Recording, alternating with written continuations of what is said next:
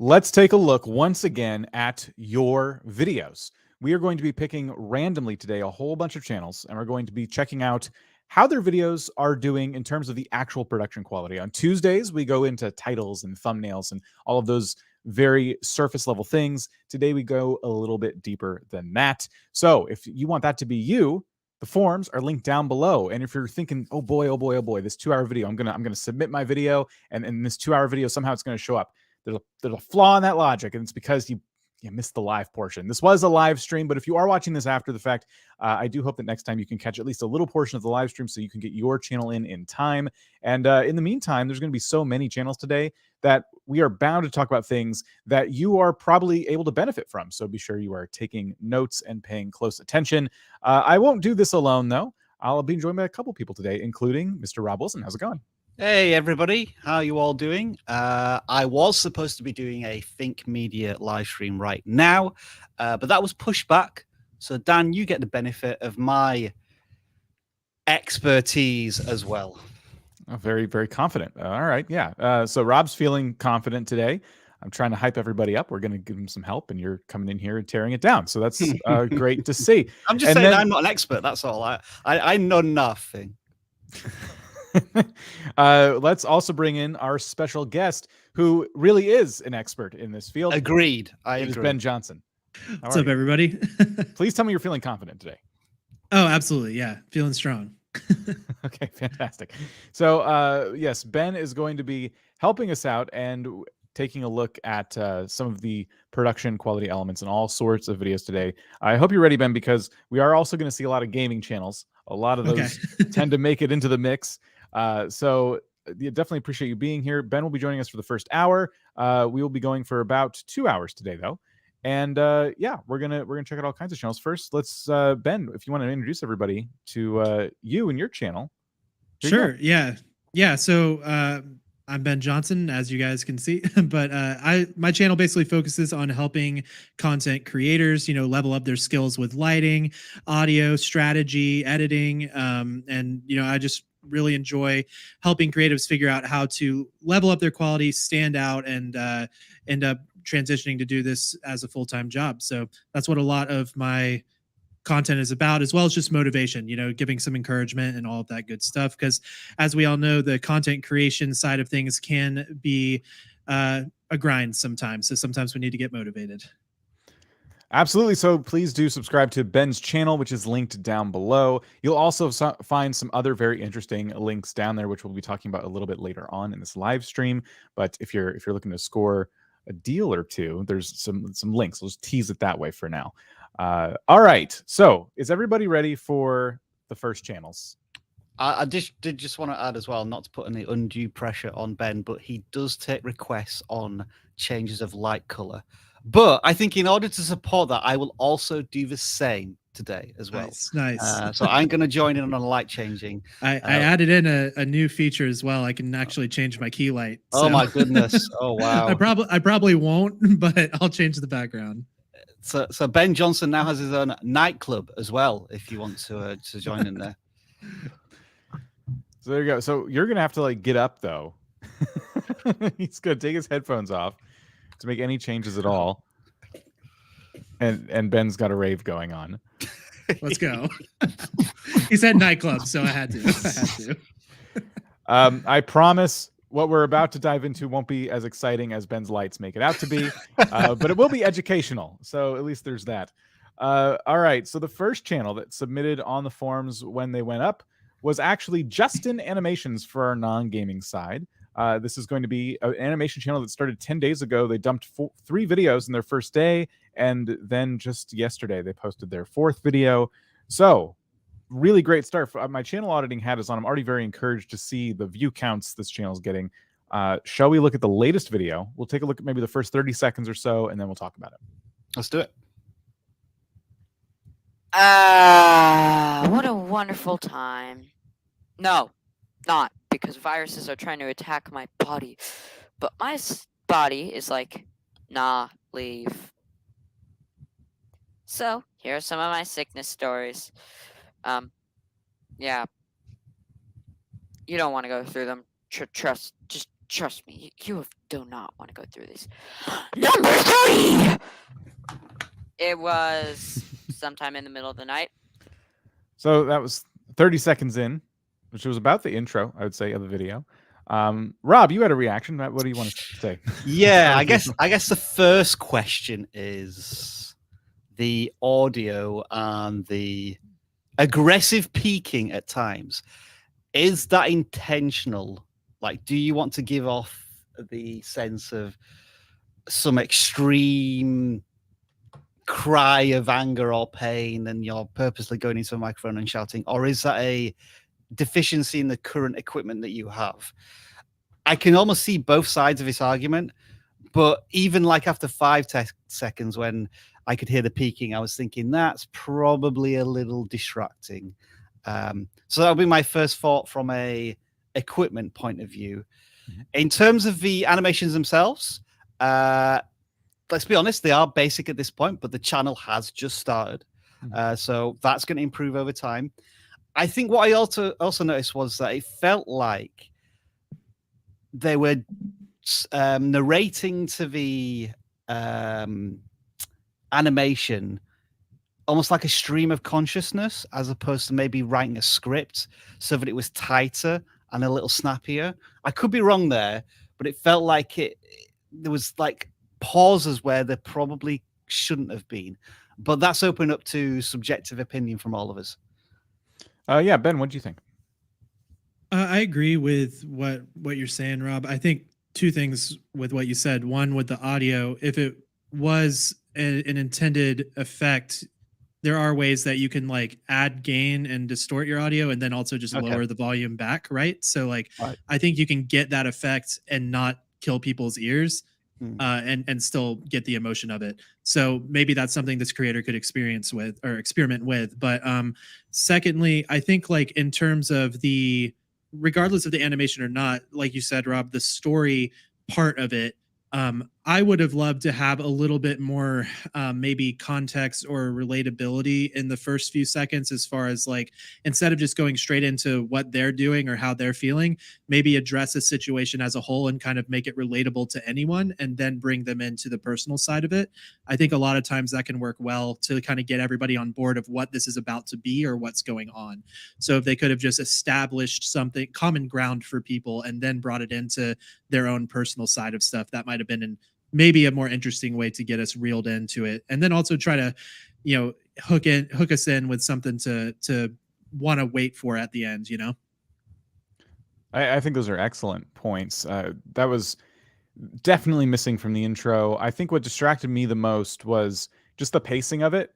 It kind of felt like you said, Rob, it's kind of a stream of consciousness. Like we didn't get that feeling that they had really prepared. They just kind of hit record and started doing their voiceover. And in editing, even if you had just kept it exactly the same in editing, we could have at least taken out those pauses to make that intro a bit more concise. Because at first, you're like, oh, it's a wonderful day. Actually, no, it's not. Which could be like a funny way to start a video, but it kind of took a while for us to like learn why it wasn't a wonderful day. And so all these little things you can do to kind of speed things up. And animations are there. It would equal a shorter video ultimately because you're timing the animations to what you're saying. But maybe this is a video that didn't need to be 5 minutes if that's the case. Since it's 5 minutes and we heard all these pauses, now we're wondering, is this going to go on throughout? Or does the pacing kind of pick up at any point? Yeah, and I would add too, like something that this creator could experiment with as well with the animation is maybe throwing in some sound effects, just subtly, like it's a wonderful day. Maybe there's birds chirping and then it wasn't. And there's like a scream or something. I don't know, or maybe some, just some different sound effects. That's a great way to get, proficient at the skill of editing and kind of add that extra layer of sense to your video. It does take more work for sure, but it can have a good payoff as well. Dan, do you want to just play the next 10 to 15 seconds? Because that's a great point, Ben, and I didn't hear it. Now you've said it, I didn't hear it, and I just want to confirm that. Yeah, I just don't want to hear number 2, so let's see if we can stop before we can. And my brother felt sick, and so did I. So as a natural move, anyone would do, grabbed a bag in case, yeah. All right. So there is, as far as we can tell, there are no sound effects being implemented Yeah. where there could there could be like a. Well, Yeah, even vocal sound effects or something to kind of Yeah. like help tell the story, right? Yeah. like right here. Night, and my brother felt sick, and so did I. So Oh, Dan. there's a Yeah. Nice. You are natural you editing on the fly there? Nicely done. I was waiting for the moment where I could hit the button, but yeah. So like just some kind of oh no sound, like that can add a lot to your videos. It can also help with the pacing of your videos, like just make them feel like, oh wow, this video is really moving along and the story is being told in a really engaging, entertaining way. So can I play this, Dan? Can you just play for a little longer? will move. Anyone do grab the bag in case yeah. So I started to feel fine. There we go. I was lucky, but So I would yeah. I would add maybe one other thing. I haven't noticed a ton of it, but experimenting even more with the composition of the framing. So like maybe doing some more drastic zoom ins or zoom outs to give us like a perspective of this animated world or close up on the emotion of what the animated character is feeling. Those are like representative of typical camera movements that you would see in movies or in storytelling, and those could also be applied to your animations to help make the viewer feel certain ways. Yeah.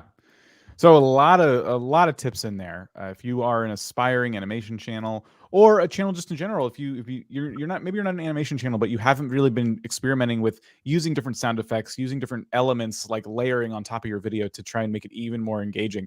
I do feel like there was a lot of different bits of homework in there that we basically just assigned to you. So yes. Just before we move on, Dan, can we go back to the channel, the video page? Yeah. I guess you mentioned something which I thought was quite an interesting tactic. It looks as if they launched 3 videos on the same day, possibly at exactly the same time. And that's not actually a bad strategy for a new channel. The theory being that if one of your videos performed well, the viewer immediately wants to watch more. And if you are a brand new channel and you've just one video, then you don't have anything to serve to your audience. But if they're able to binge 2 or 3 videos in the first 24 hours, that's a good strategy. And I think that's worked to some extent for this channel, like 88 views, 39 views, 44 views, 39 views. This channel's getting more views than subscribers. I guess the other question as well is, although we only saw one video, I can see color in these thumbnails, but the video, what we watched of the video didn't have any color in it. And I was wondering why that potentially was. And maybe there is color in the other animations, we just haven't seen it. Yeah, it's possible we didn't get far enough into this one. It looks like the screen did change at one point, so maybe they play around with that. But yeah, good call out there. I think the color is helping. It makes, I think, the thumbnails feel a bit more lively and fun. So yeah, so there you go, Justin Animations. Congrats on a really strong start to YouTube, and good luck. Now we'll take a look at the first gaming channel who submitted on our form. Gaming, storytelling, and simple tips here from Dark Mabane. I don't know. Something like Mobian. that. Mobian. Let's go with Mobian. Sure. Yeah. Let's take a look at the latest video. Looks to be about the length of their regular long form videos. You go to town, Cassidy. I have something to do here real quick. Are you sure about this? Yeah, I need to do this for therapeutic reasons. Well, okay then. All right, pause it. Choice words. I have no idea what's going on. It feels like we've been dropped into a soap opera after the adverts. Does anyone else feel that vibe? Like I don't have any context of what's going on here. There's no intro or hook. It's just, here's some 2 people talking to each other in this scene. Figure it out yourself. Yeah. I could even see if they would have dropped us there briefly and then went into some narration to explain what we were looking at or something. But so far, yeah, I'm definitely feeling a lack of the context at the moment. The title even hints at that, heading back to the Graphite Lodge, as if I'm supposed to know why you were there previously. It feels like this is an ongoing Let's Play walkthrough without, but us, the 3 of us visiting this video for the first time as new viewers. There's a certain barrier to entry of understanding. I think it's a common thing with newer gaming channels. I've seen these types of things play out before. What they've done, I'm going to make a bold assumption, and we can actually go check and see if I'm right here. But what I think they've done is they've taken one very long recording session that they did in Roblox, and they cut it up into 20-minute episodes and then uploaded them without that level of context for the new viewer. So you have to watch episode 1 to follow the entire story and figure out what's going on. And I would say this is like what I would consider like a classic mistake for a newer gaming channel. It's forgetting that every video you make could be shown to somebody new who's never seen your channel before, and they want to get in on the series. But what happens when you get 100 episodes in? And that happens. 100 seems like a lot, but even 5 episodes in might be too much for somebody to go, I like what I'm seeing here, but I don't know if I want to go all the way back, at least not yet. And you need to remember that, and you need to, really do your best to pull in those new viewers. And we're all new viewers in this experience right now. We are seeing you for the first time, and being able to get not 20 seconds into your video before we're like, okay, we got to stop. That's us being like generous as like reviewers. Think about people who are coming here who don't have any kind of obligation or plans to review videos. They're just coming in to like, oh, this looks entertaining. Graphite Light. Oh, that's my favorite Roblox game. I want to go see what they're doing in it. And they don't feel welcomed as a new viewer. So we can keep playing it, but I'm kind of wondering if I'm right now. So let me just go back. This isn't Roblox. So maybe no, that doesn't look like it either. What about the thumbnail but directly below where it says, what's Craig's plan? Ah, yes. Okay. So if we start this video. Hello, everyone. Let's get moving through the crossroads. We must find Cassidy. This one felt a little more like an intro that was like, at least greeting people. But I'm kind of wondering if I get to the end here, I'm not seeing the scene that we just saw. So I could be wrong. It could be that this latest video was an attempt at trying to bring us into the action, so to speak. There is another video over to the right, bottom right-hand corner, which says Graphite Lodge and Bullies. Oh, okay. But it's the same character with a guitar. So I'm really confused. Yeah. A channel audit hat on for a second. They're playing too many different games here, I think, too. If I'm to follow this episodic series, now I'm getting, as a viewer who might be becoming a fan of yours, I'm getting kind of bounced around. You're kind of doing all sorts of things, and you've too many kind of concurrent things going on at once. Is there any playlists, like of groupings or anything? Doodle World Adventures. Yeah, there's a few. I don't know if these have been updated. Well, one was updated yesterday. Today. I'm curious. I think this is what we're watching. Yeah. Okay, so they did link them together with a playlist. Hello, everyone. And now it's just going to play. So I think our thoughts there are pretty clear. Is there anything else we want to say about this video? Do we want to keep watching? Do we want to check out the outros? What do you think? Let's check out the outro and see if it helps, if it is episodic, moving from one video to the next. It might be a little too far back here. Yeah. A little bit more. So indeed. Well, I'm going to leave this video here for now, but how long do you think it'll take us to find Nimbus? Do you think that Quincy will get there before us? And I believe we might be ready for our first challenge against a Key Guardian, but who knows? And I'll see you all in the next video. Bye-bye! You go. So a bit of a missed opportunity there, I think, for the outro. Could have thrown to the previous video.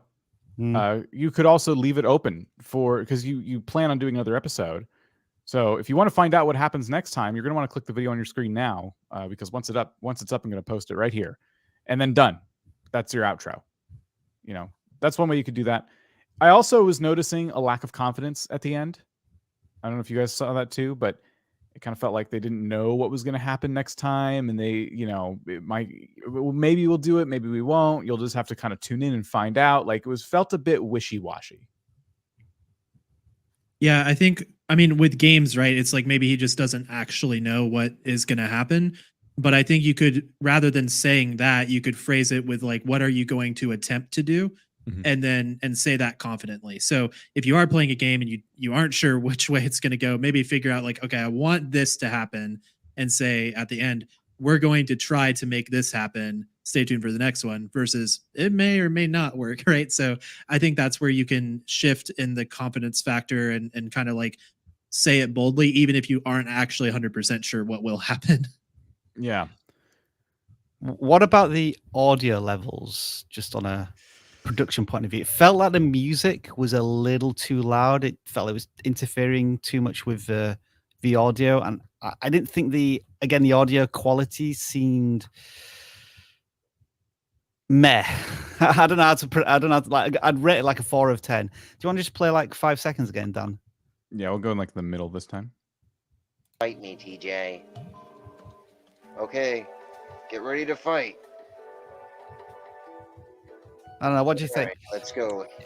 It maybe would sounds agree. like there's one of the microphones picking up the audio from one source, like it's picking up both his voice and the speakers. The music that we come from the speakers, maybe It does sound a bit like that. I just think a bit tinny. yeah, a bit tinny. The music just feels too loud in general, which is I know unfortunate. Yeah. sometimes that sound, that kind of like crinkly, computery, digital sound can happen when you're just playing through speakers and not having the headphone on, like you were saying, Rob. Like, I know if there is any echo cancellation software built in to what you're using, sometimes that can overcompensate and crush the sound, even if you are using a mic. Especially if it's a lower end mic, it can kind of create that robotic digital tinny sound. So it's something to watch for if that's you and you're streaming and you're doing stuff or whatever. Maybe try wearing headphones instead of playing it through the speakers, because it can help in those situations. Yeah. Yeah, I think there's been a lot of, again, different bits of advice there, a lot of things to work on in terms of production value. I would say a real quick note on titles and thumbnails. I think my only concern with this channel is that I just didn't know what I was going to get. Working the audio mix, intros and outros. All right. Awesome. Yeah. And I feel like there's a lot there. Now I'm about to talk about titles and thumbnails.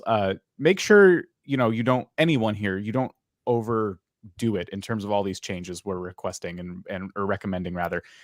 We wouldn't want anyone to feel like, oh my gosh, I'm a terrible YouTuber. I have so much to work on. Like, you can make these improvements little by little in each video, or every week, or however long. Like, go at your own pace. But these are our changes we're recommending for you, because we feel like it'll make your videos better. But we understand this does take time. All right, so let's take a look at another channel. I did see a few people asking how to submit. We've pre-selected these channels from these two forms. We have a non-gaming and a gaming form. And if you would like to get on these forms, there's already quite a few people on them. They're both linked down below. So all you got to do is select the appropriate form, fill it out real quick. It only takes a sec, and then you'll be in the random draw, which will be starting here very soon. But right now, Ben, you actually chose this one prior to the stream going live today. It's about a summer clothing haul. And I figure we just hit play unless there's anything we should know beforehand. No, just go for it. All right. Whoa! Look at this. No way. No way.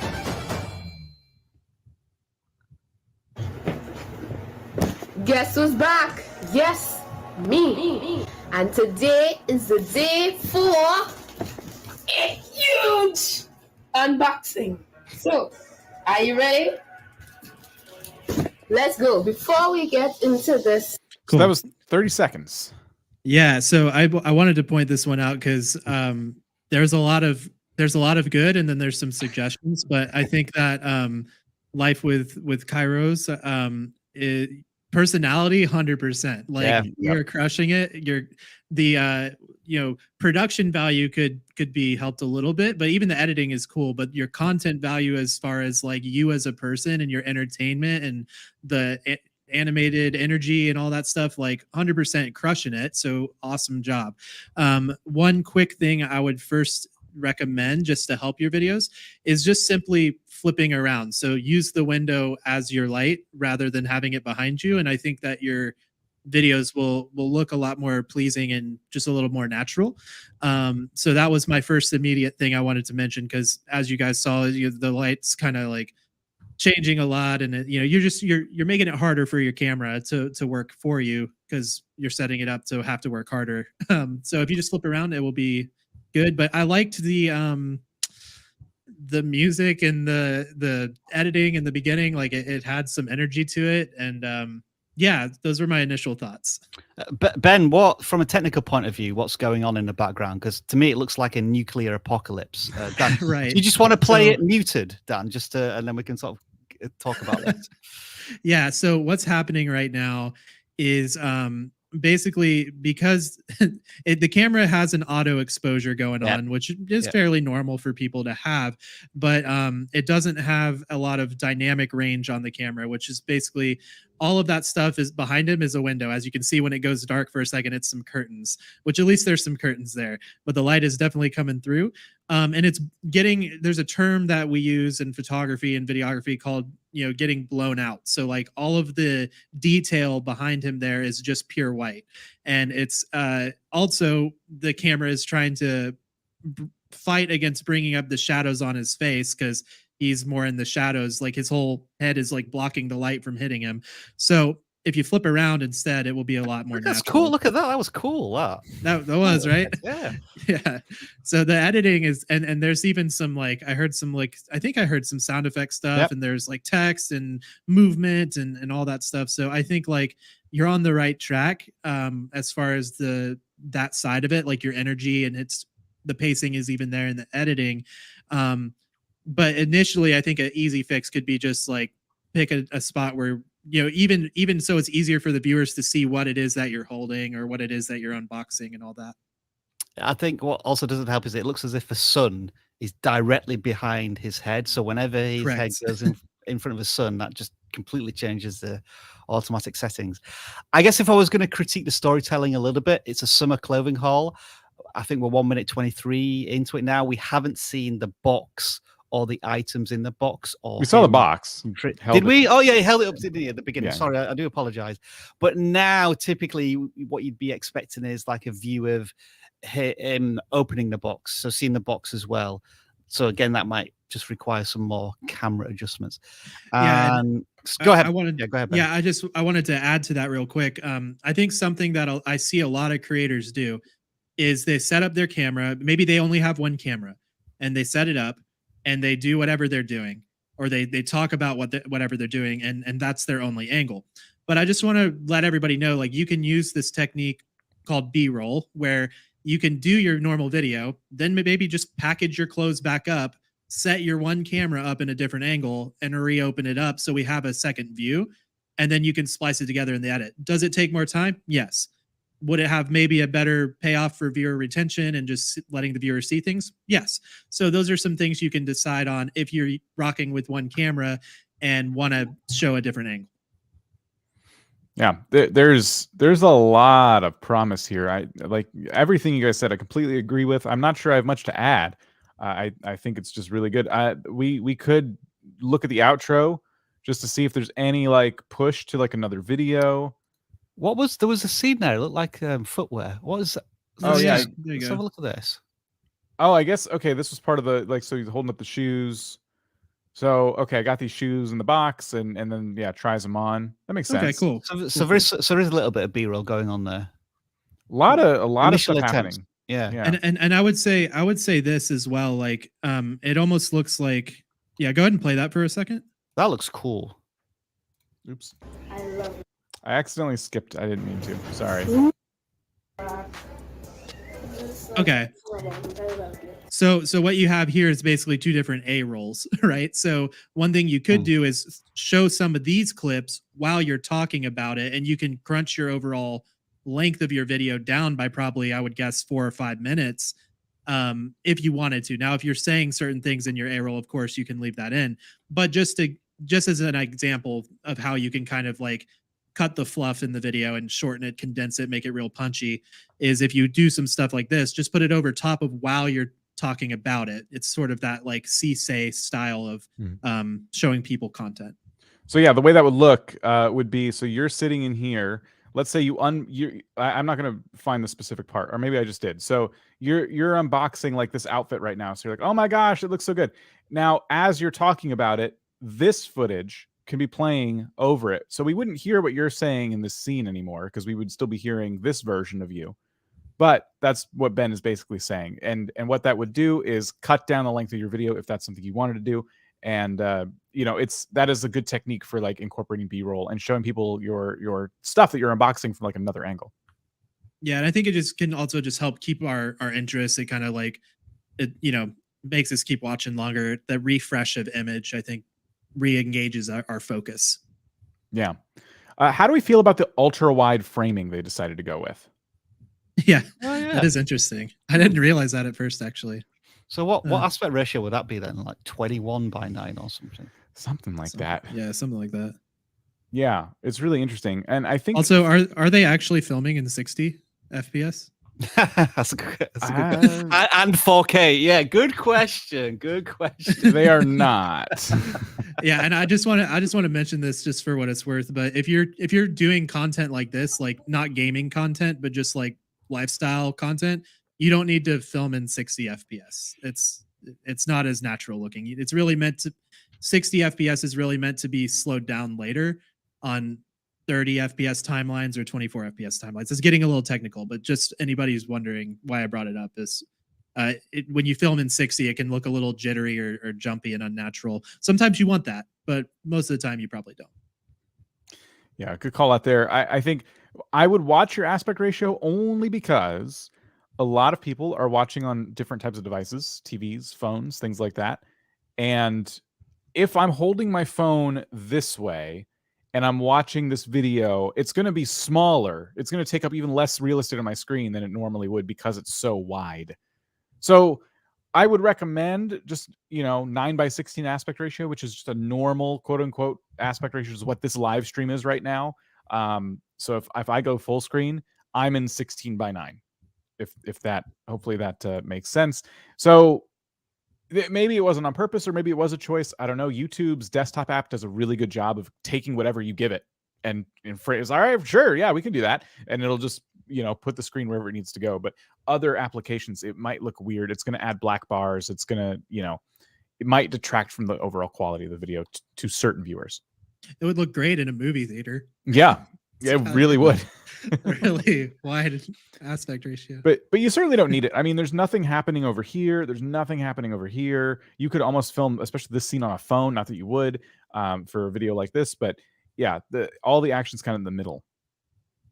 So that is Life with Kairos. Thank you for submitting your channel. A lot of awesome stuff there. And then Ben, you submitted another channel. It's called Life is a Trick Shot, which I think is a fantastic name for a channel. Yeah. This channel, I actually picked this one specifically because there was a lot of stuff being done right, and I just wanted to point out some of that stuff. So even that first video there is fine to check out, but it was such an interesting idea, and I have a few comments on it, but I just wanted to show you guys because I thought there was a lot of cool stuff that he was doing in it. This is the largest beach ball we could find on the internet, and we're about to spend 24 hours inside it, overnight, in the morning, and this is a machete. Balloon, meet machete. Balloon, machete. Woo! As you can see, the beach ball is already deflating because we got a ginormous hole in it. So we're gonna go inside. Bye. As you can see, we are in the beach ball, and I cannot leave this balloon until tomorrow morning. So that's the challenge. We can walk around in it though. So that 30 seconds. Yeah, I was very impressed by this. What were your initial thoughts when you saw this?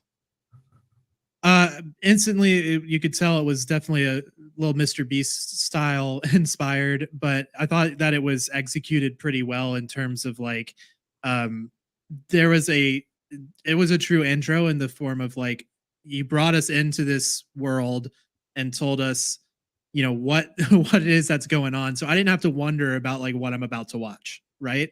Like the thing I'm wondering about is like, how is that going to be, or what is that going to be like? But it's not so much what you're doing. So I thought it was communicated well. The use of text and the arrows and the little motion tracking stuff was cool. And there was even a couple little funny moments, like the kind of randomness of this is a blade or whatever. So I think there was like some good stuff going on.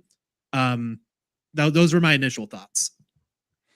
I kind of wondered if this is something I would work on as time went on, but I kind of wondered if they, let me know if I'm being like way too critical here. Do you feel like they were trying to be a little too much like Mr. Beast? Like they still have yet to find kind of their own voice, and it's something that develops as time goes on for sure. But the sound effects were the same. I want the energy to be there. If you have that personality, I want the energy to be there. But I definitely noticed like the same exact like sound and feel of like I want to be Mr. Beast kind of video. And I think that's great for inspiration, but I also think it could, certain viewers might get hung up on that a little bit. But again, I'm being like I'm trying to find things wrong with this video. It was really, really good.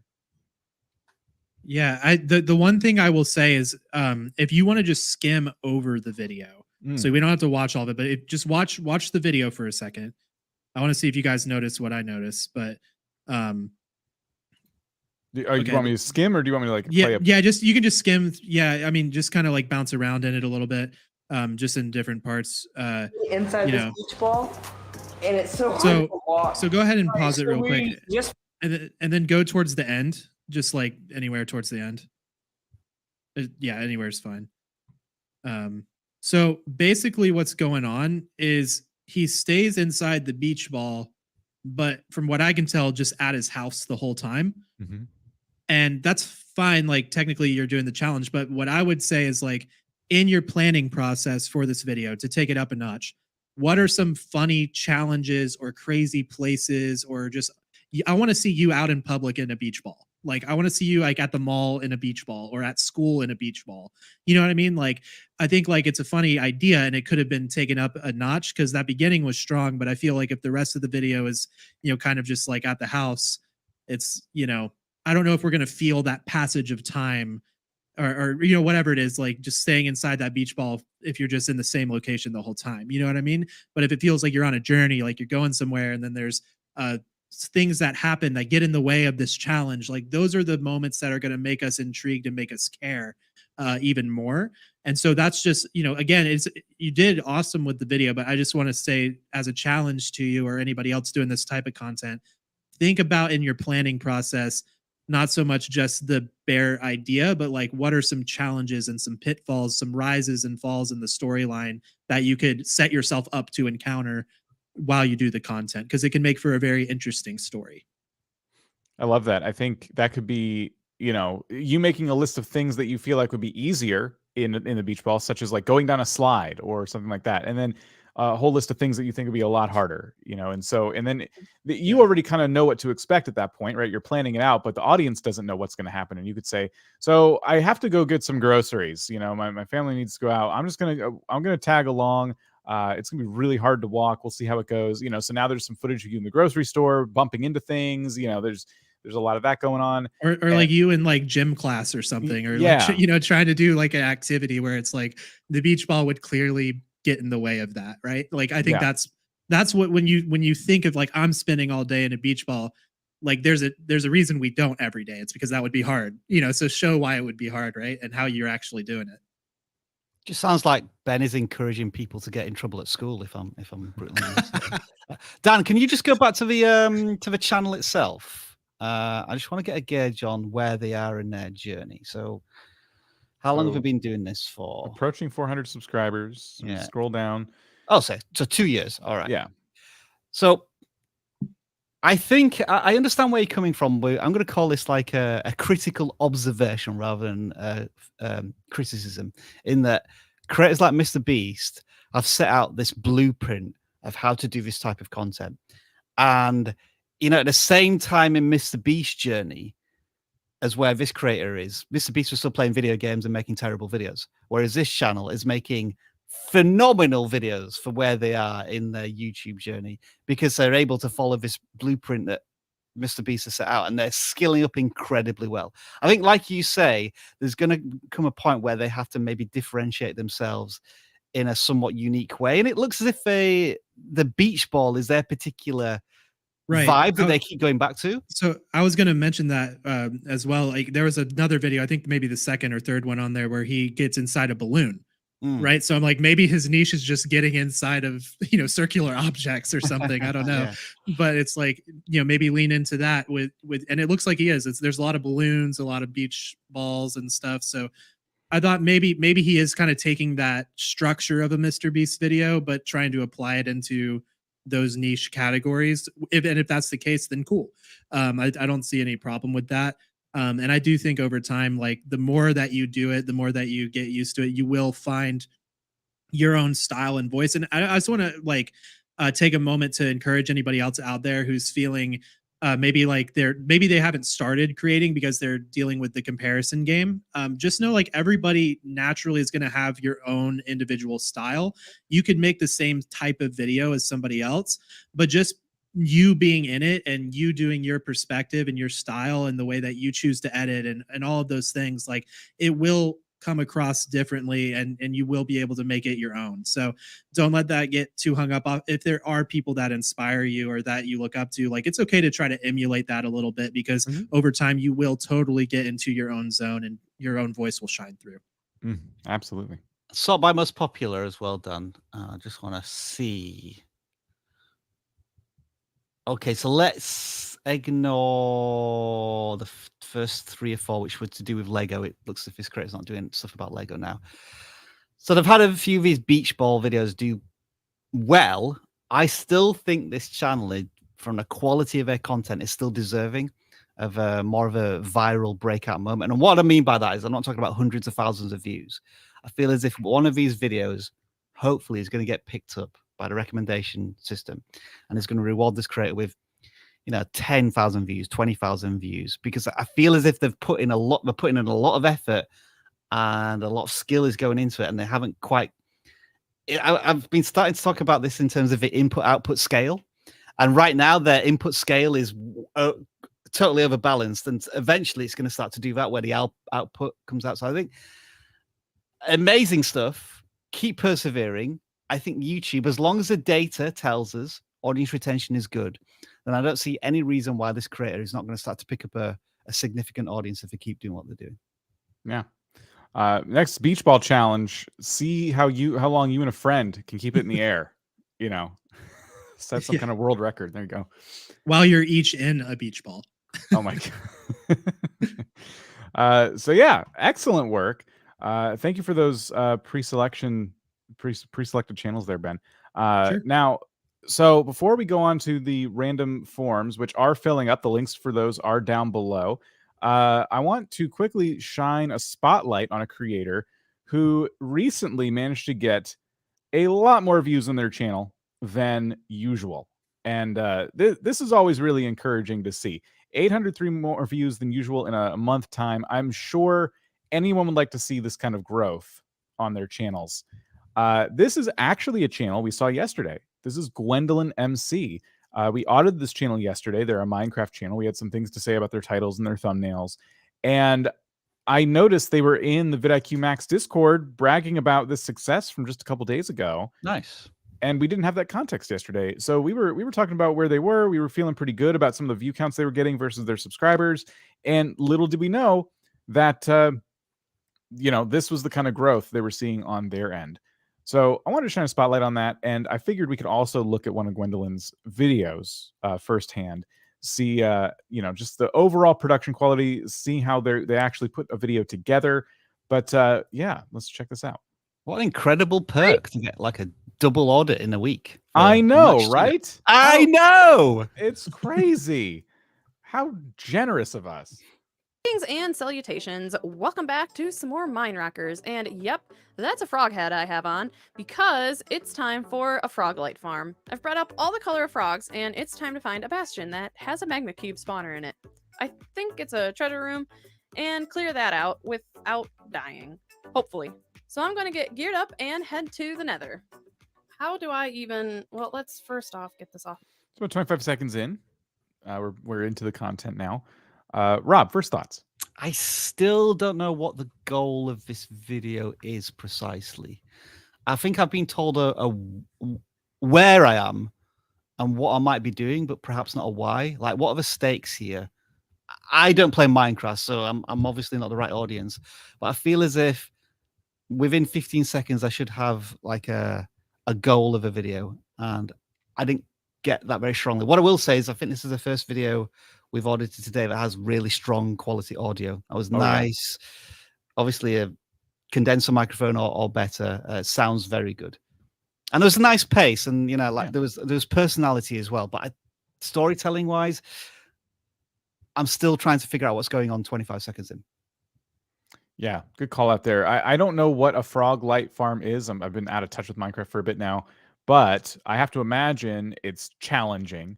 And I think what would have helped is if we could see the finished product. It was obviously finished to some degree because it's in the thumbnail. So if we could have seen a little teaser while you were talking about it, some B-roll over top of like, you know, that coming together, or maybe you running away from danger or something like that.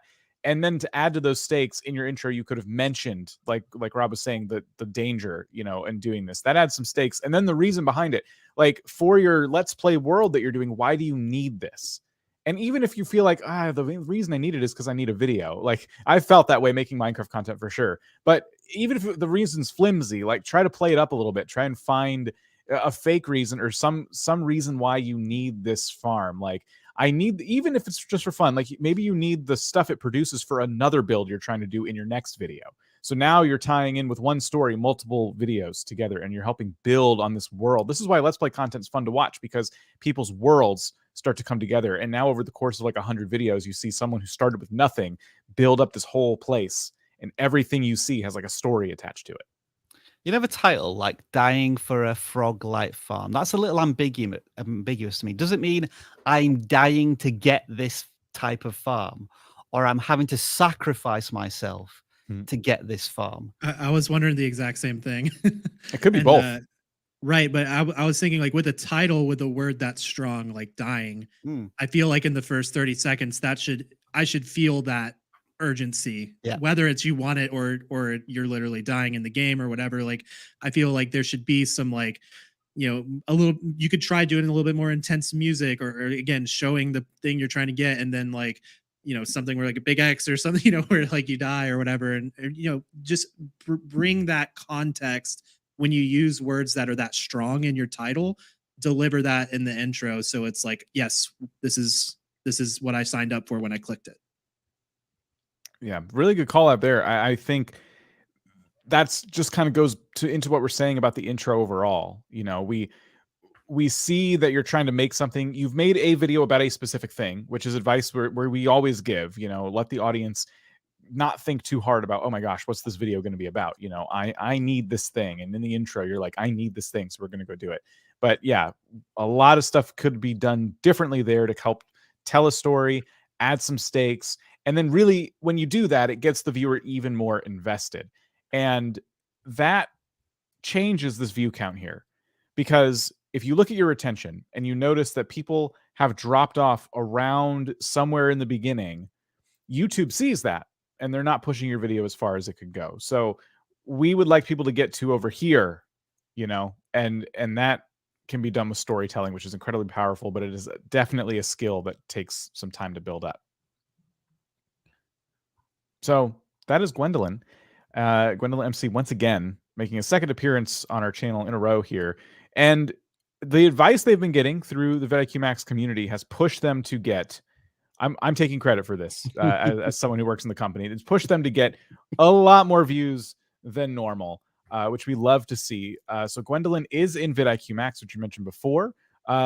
We have a special running right now. If you would like to get access to this exclusive community of creators just like yourselves and YouTube coaches, you can check out the link right now, and you can use the promo code that's scrolling at the bottom of the screen for a massive discount. Rob, correct me if I'm wrong, I believe it's $300 on an annual plan. Yeah, so if you were going to pay monthly, it would be $99 a month. But with this annual plan, you're effectively paying $69 a month, which is a saving of over 300 smackaroonies. So not only do you get every single tool that we're always using here at vidIQ and full access to it, you get access to this entire YouTube community with creators in the millions of subscribers, creators who are just starting out, tons of incredible advice. And every other week, there is a call that happens with coaches and sometimes special guests. And tomorrow, I did not pull up their channel. Tomorrow, speaking of Minecraft, we have the one and only Farzi joining in the vidIQ Max call. I'm actually going to be there for this call as well. And the folks in the vidIQ Max community get to ask their questions and learn from a Minecraft creator who started only a couple years ago and got to where they are today, which is, as you can see, less than 1 million subscribers. And every video they're posting after just a week or so, getting over 1 million views, sometimes well over that. So especially if you're a gaming channel, but a lot of channels, we've talked to Farzi in the past, and any channel can benefit from his experiences here. That's happening tomorrow. So it's not too late to get in on that. And of course, if you get in late, you can watch the re-recording all to yourself, along with every other vidIQ Max presentation that's happened up till now. So tons of value in vidIQ Max. Links are down below. Go check that out. Let's get in now to our random selection. I know everyone's been waiting for this. You've been submitting on the forum. Let's pick out your channels.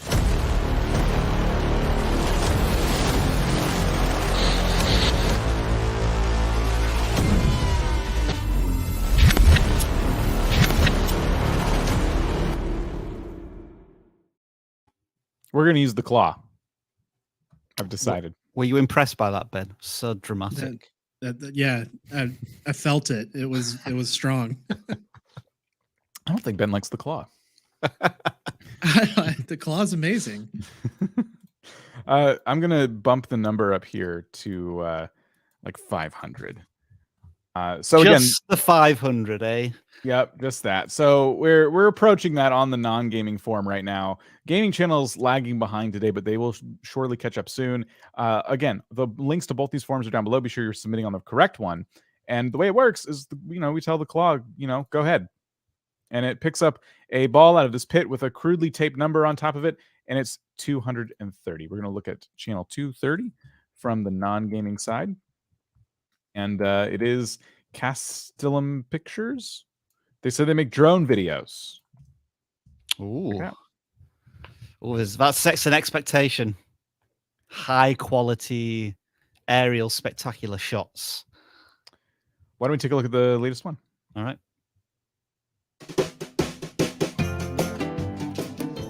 Let's lower that a little bit. So definitely a drone video. I don't know if we can play this music now. There's like singing in it. Let's just assume no one's talking and it's just the music in the background. So I guess down here is what we're looking at. I don't know how to say the first part there, but it's in the Netherlands. It's still just music. Skipping ahead a little bit. Really nice shots here. So let me go to like halfway through the video. So it's still just music, right? Mm-hmm. What do we think? Should I throw it to somebody? Should I start? Yeah, go ahead, Dan. I don't know why I'm here, I guess is my thing. And I say that understanding that this might not be content that's for me. I have a thought. Yes. So my parents, they love to watch what I guess you would call like walkthrough videos of locations that they would maybe aspire to go to. Okay. Or, so like that they'll just sit there and watch like somebody, hold a camera and walk through Italy or wherever, wherever they want to go that day. And so I could see maybe something like this could be interesting for someone who wants to experience an area of the world that they have not been to. However, with the drone video, it can be hard because when you're too high up or too far away, it's so broad and there's not a lot of after a while it's more of the same. We kind of get everything we want to get as far as context and such, because it's so wide and high, we see it all, within the first few seconds, and it will take a while for you to really go somewhere that looks different. And so I would say, as an encouragement for, maybe more interest, is like splice multiple clips together and do different types of shots. So rather than just going so high up, what I've found is some of the best drone shots are actually very low. They're low to the ground and they're passing through things, or they're, you know, just a little bit above tree level, and they're kind of like panning through some different sweeping motions and stuff. So experiment with those types of angles in your content. Make sure you fly legally. That would be also good to mention. But you know, assuming that you have all the correct permits and things you would need and you're all certified, then maybe experiment with those types of shots just to create interest, and maybe try to package the video as like a fly through of an area or something like that, if that's your goal. Again, I'm not 100% sure. The questions posed in the title, is this the best view or not? I don't know. You know, I can't answer that based on this video. It's a nice view. I don't know if it's the best or not, though. I think my thoughts have now congealed enough to give an opinion. Congealed. Yeah, I think what Ben was saying there has kind of triggered a thought in my head, in that the execution here is that the video is very one-paced with no variety. So I think, as Ben said, once you've seen the first 30 seconds, you kind of get an indication of how the entire 12-minute video is going to go. And it doesn't feel as if it has enough variety and excitement. So as Ben said, you might want to have some low swooping shots if you're flying over a lake, or more transitions. I think if you go back to the very beginning, Dan, it started off with the drone taking off, and that felt quite boring. You know, it's the same as when you're trimming down your video. You don't want the bits where you're saying ums and ahs and making mistakes. And it feels as if this video leaves all of that kind of drone mistakes in, so to speak, where you're setting up a shot to get something. And as you say, looking at this, just play it, Dan. This is an impressive feat of drone camera footage, but 5 or 6 years into seeing this sort of stuff on YouTube, it's kind of, we've seen this before. How is this different to what else we might see in terms of drone footage? Mm-hmm. The only other thing that I would mention is, I don't know what the motivation is, right? Yeah. So it's like, is this person, based on their name, Castellum Pictures, it almost sounds like they're a video production company, perchance. Maybe they're doing this to attract retail agents or, you know, home renovation companies or stuff in their area to get hired to work for them and do content for them. I used to do content like that for companies, and so maybe that's their motivation. I can't speak to that, but I could see that being the case. Like maybe they're just trying to get hired to do drone shots for people and companies. I mean, this is what, like now a 45-second continuous shot of nothing in particular. And it's so much the same of what it was, you know, a minute ago. Like because it hasn't really changed. Now this could be a nice wallpaper, you know, or like, you know, something like that. I could see somebody wanting to use it, you know, maybe for something like that. But again, I don't know. It is interesting. I think I'd be curious to know the creator's motivation. What we're offering up here is a brutal, I'm a viewer, entertain me opinion, and you know, we're not entertained or informed or inspired. This isn't changing my state of being as a viewer, and I think that's something that Todd often talks about. Like a video should aim to change somebody's state of current being, whether it's to inform them, entertain them, inspire, educate. I don't know what I'm getting from this video, especially if it's going to be 12 minutes long. I can imagine there's a huge live stream like hockey stick audience retention on this, unfortunately. Yeah. So, like going back, Ben, a minute ago, you said your parents like to watch these videos of someone like doing a walkthrough of, you know, cities and things. I've watched those videos, and there's no commentary, no music, and they're long, continuous shots. There's not a lot of cuts. I like them. I like them because it makes me wonder if I want to visit this area one day. But you know what I like about them the most is how the architecture and how these cities are like laid out. Like that's what I appreciate the most about these like kind of like walkthrough videos, and they can be up to 2 hours long, some of them. And I have to imagine for those, the watch time, especially these nice sharp 4K ones, is really, really good because you can very easily keep it on the background. And it's just like the scene is constantly changing because you're just walking through a city where thousands of people have had an impact on like what this place looks like, you know. But from up here, we're talking about a lot less people impacting the layout of the terrain. And we're talking about like the same things over and over. Roofs and trees. Roofs, trees. We can see some wind turbines here in the distance. So I don't think this video can be 12 minutes long and just be this. Right. You know, and I don't know what the space is like. I'm trying to think of different places. So like, what about New York drone video? I don't know, like 70 minutes of New York City. I guess New York's not fair because there's a lot of architecture here, but it's a lot closer. Like we start wide, but we notice as we go through the footage, we're getting different angles, a lot of different views. Like every time I click, I'm like in a different area. Look at that. And I will say these are also a little bit more intricate movements with the drone. Yeah. There's a lot of like we're pulling back and rotating the gimbal, or we're, you know, it's like multifaceted camera movements going on, not just like let's point it and fly for 12 minutes. So I think like these are some notes that you could take in your channel. Again, it is, like you said, a little bit unfair with New York because it's like there's so much interest to look at versus like maybe, you know, your neighborhood or wherever it is that you're at. But, you know, something to consider.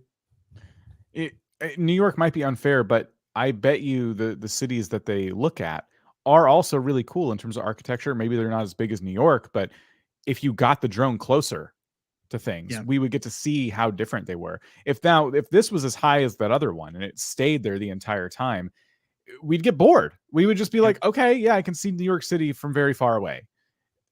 Getting close to stuff like this is interesting. And it probably, you know, different regions are going to have different laws. It probably had to get licensed, you know, to be made in the first place. But that, you know, you go through that process and now you have a really unique video. For some reason, this was like the most replayed section. I wonder. Yeah. So, you know, we're talking about like, I would be going for this, even if you don't live in New York. Don't worry about the location. Like, look at all kinds of cities and look at the most successful drone videos and note the things they're doing differently. Yeah. We did talk quite a bit about that channel. I know that did bring us, Ben, to the top of the hour, which you did say you would have to leave, which is unfortunate because we only just started randomly selecting channels. So nobody go anywhere. But Ben, one more time, tell everybody a little bit about you before you go. Yeah, so, you know, my channel is all about, you know, helping content creators. I like to encourage, motivate, and give some just practical tips on your lighting, your audio, editing, strategy, all that fun stuff. So that's what my channel's about, and it's fun. Yeah, we love having you on. Thank you so much for your time today and your insights. I'm going to play the what's called on StreamYard, the dance pop music, and if you just want to turn on your clubbing stuff, we'll see. Oh, of course, yes. Oops. Let's go. Look at these guys going too. Ben Johnson in the house. Lots of colors going on. Rob, you put him on the spot. That was not nice. We didn't warn Ben at all about that. Oh, it's all good. It's all good. That was fun. I need to do that more often, honestly, in my content. I have all these lights. I need to use them to the full extent more often. They do a lot of tricks. A lot of tricks. I certainly never use all the tricks my lights do. All right. Well, thank you, Ben. Thanks for your time, Yeah, Ben. absolutely. Thank you. You guys have a good one. You too. We will pick yet another channel, this time from the gaming section via The Claw. So it's 2:44. Rob, I know you want to talk about some other stuff before we get into this. Did I say 2:44? So we'll get this one ready. Yes. If you want to shift gears for just a moment. Sure. Yeah. So, folks, you join us every single week for. Let's stop sharing that screen. Yeah, you join us every single week for live streams, and we have a whole collection of guest hosts, including Ben. Travis is often on, and one of our regulars is Jeff, who's often on Tuesdays. He's otherwise known by El Jefe Reviews on YouTube, and he has his own tech channel. And he is, let's just put this straight. He's one of the nicest, humblest, kindest people you could ever meet on YouTube. and he had some really sad news, terrible news recently. His wife passed away, Paloma, and it's devastating to hear what's happened. And I'm telling all of you because he's part of a vidIQ family, and he posted a tweet yesterday. So as far as I'm aware, this is public to everybody, and we just wanted to share our heartfelt sadness and condolences to somebody who joins us near enough every single Tuesday. You know, wears a shade, he does a cool look, but you know, when we're in meetings, he's always helpful. He's done numerous charitable pushes to raise money for people. Jeff is just an incredible guy, and he's hurting right now. And so, yeah, we just want to share our love and support for Jeff and his family at this time. And I'm posting something in the chat now. It's a pinned comment. It's a GoFundMe page. If you wanted to support Jeff's funeral costs for his wife, that would be very much greatly appreciated. That's not going to influence whether your channel gets audited or anything. It's just there if you feel you could support Jeff and his family at this time. Jeff, we're all rooting for you. We know you'll be back at some point, but take all of the time you need. YouTube isn't going anywhere. Spend that time with your family. So yeah, I just want to say a huge shout out. Thank you for everything you do with us, with the vidIQ Max students on the channel audits, and we'll see you whenever you're back. Mm-hmm. Peace and love. Peace and love. Thank you, Jeff, and yeah, thank you, Rob. Could not have said it better myself. So we are going to shift gears. We are going to continue looking at your channels. Today we were looking at The Real Prophet, who is a gaming channel, did submit on our random form, and they are doing a number of things. They're doing some YouTube shorts. They're I'm like, are they live? That tricked me. That usually when people put a live thing, it doesn't get me. That is a YouTube icon, isn't it, when somebody's live? Yeah. Crafty, very crafty. So they are doing live streams. I assume taking clips from those live streams, turning them into shorts. So we have a few different things we could look at here. I think this is a pretty well-rounded gaming channel. Why don't we look at the latest long-form video? Sure. And then maybe a short. I agree with that. What is meta? Is it overpowered? Is it the most used gun? What makes a gun meta? Let's talk about that. With so many variants. Pause. Meta. I love that intro. Like it starts off with a question. It creates curiosity. It supports the title and the thumbnail. It asks some supportive questions. It kind of gives us the notion that a meta gun is like overpowered. I'm still not entirely sure what meta means. So I don't know if that needs explaining right now, which is what you're going to do, or it needed explaining very briefly in the first couple of seconds. But I thought in terms of setting up a conversation, excellent start.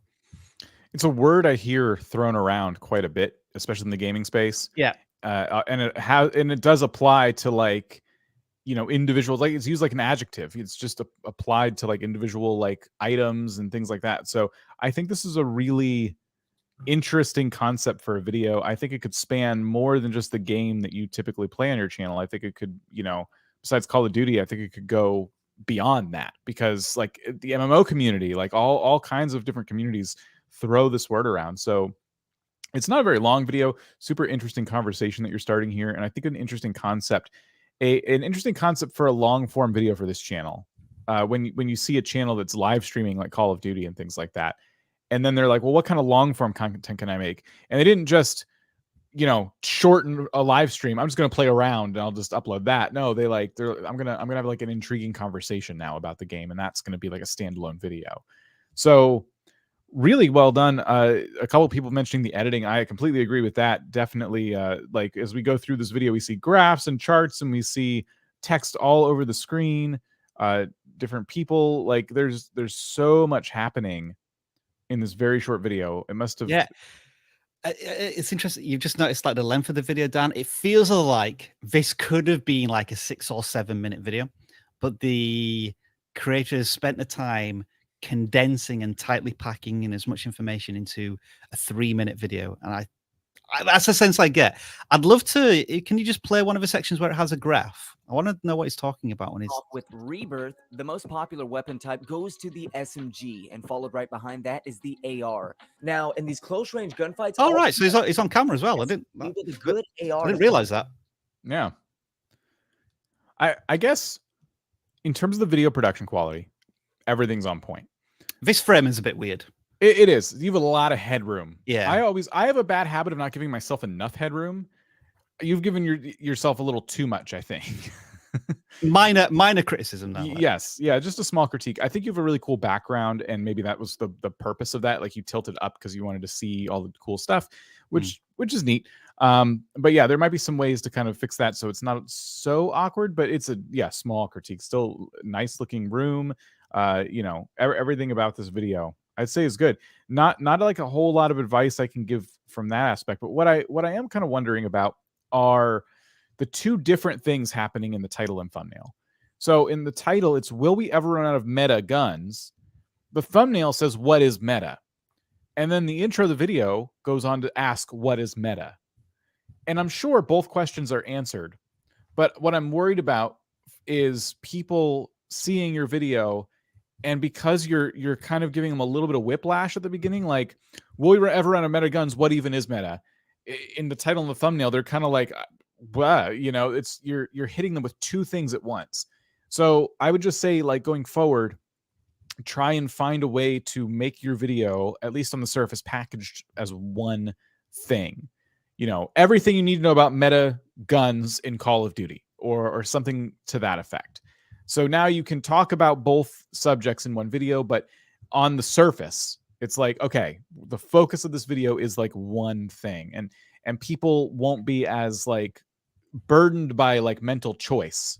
Like, I'm trying to think about what this video is about, but also there's this other thumbnail right under it for this different video, and that one's a little more simple to understand, so I might just click on that one instead.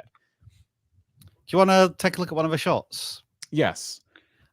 I just want to mention, I forgot to pin the comment, by the way. So I have now pinned the comment for the GoFundMe page if you did want to donate. So it should be on screen now. So there's one called 15 Major Changes in Modern Warfare 2. I'm guessing that's what MW2 stands for. Yep. Yeah, let's do that. All right. Here are 15 major differences in Modern Warfare 2 from 2009 and Modern Warfare 2 from 2022. Let's get into it.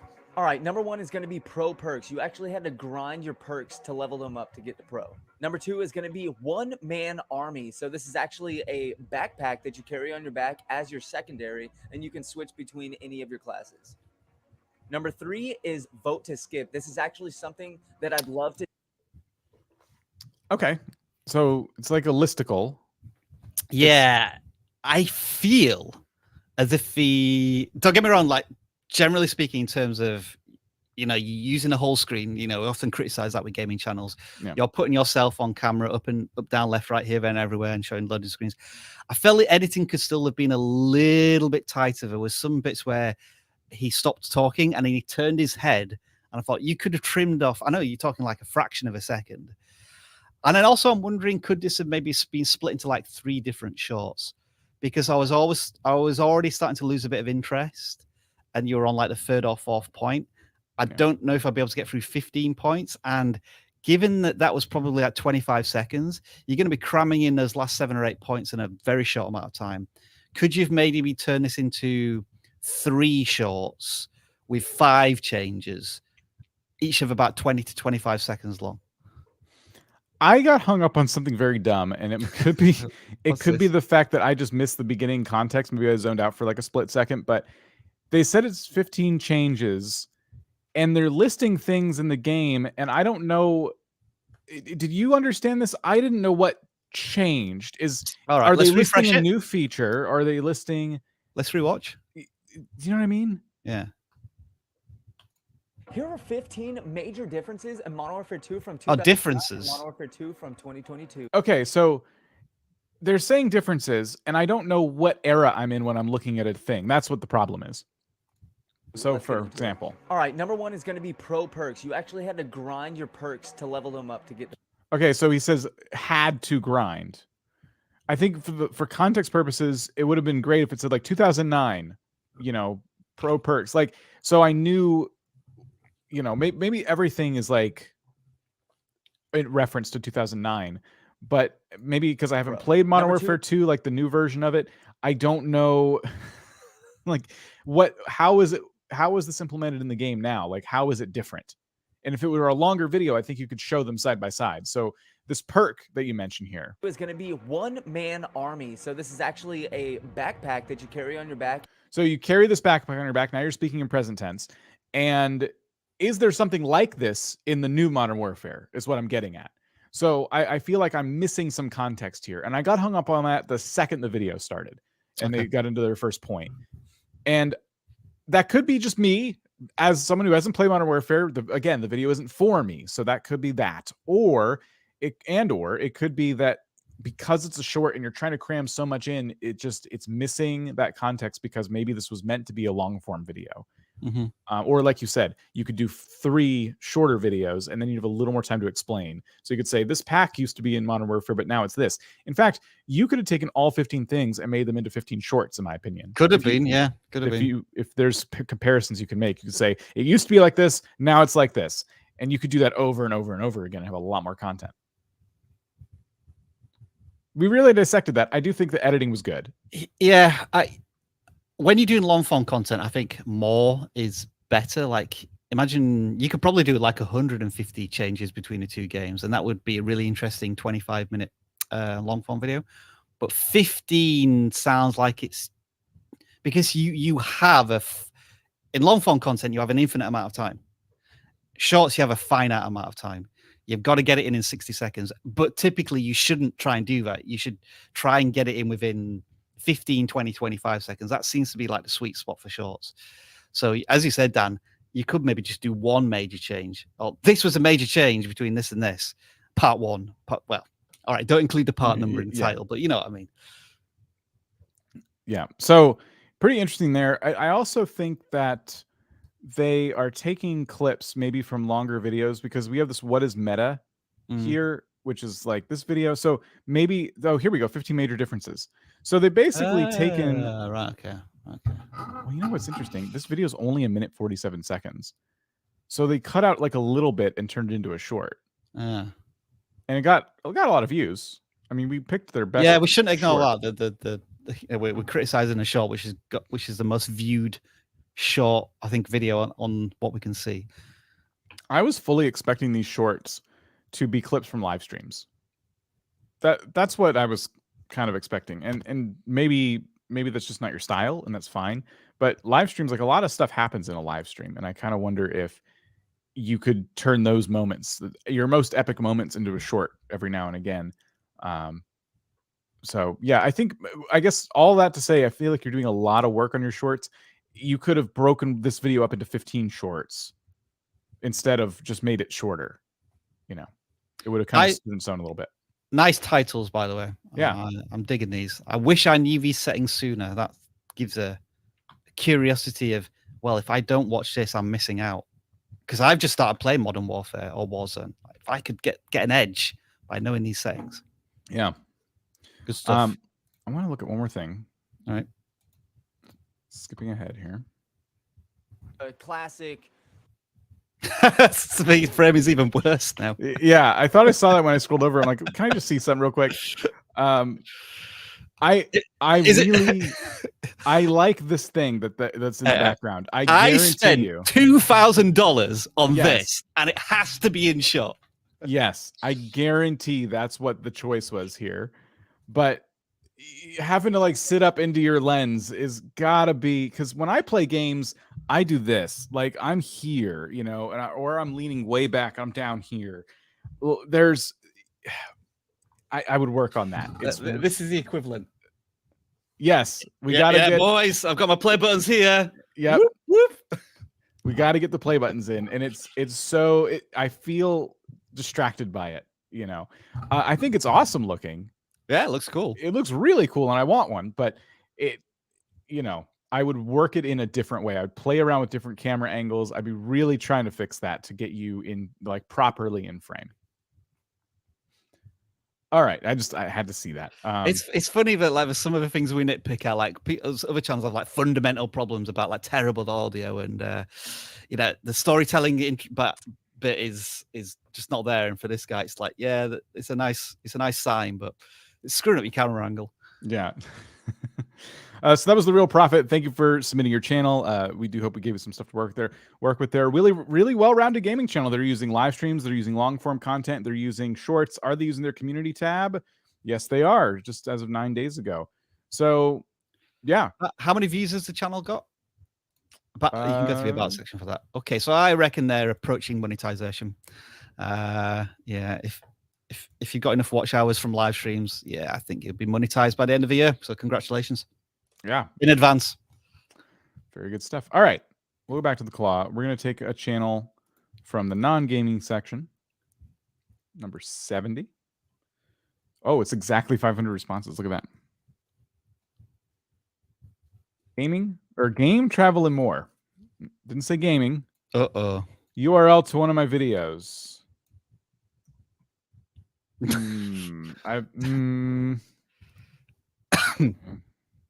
Well, we're not going to watch that video. We'll watch the video that we want to watch. It is a gaming channel anyway. It's a Roblox video. You posted on the wrong form. I am sorry, but I am going to pick again. Sorry, you got to follow them rules. 478. That's why we've got 2 forms. Are you a gaming channel? No, I swear.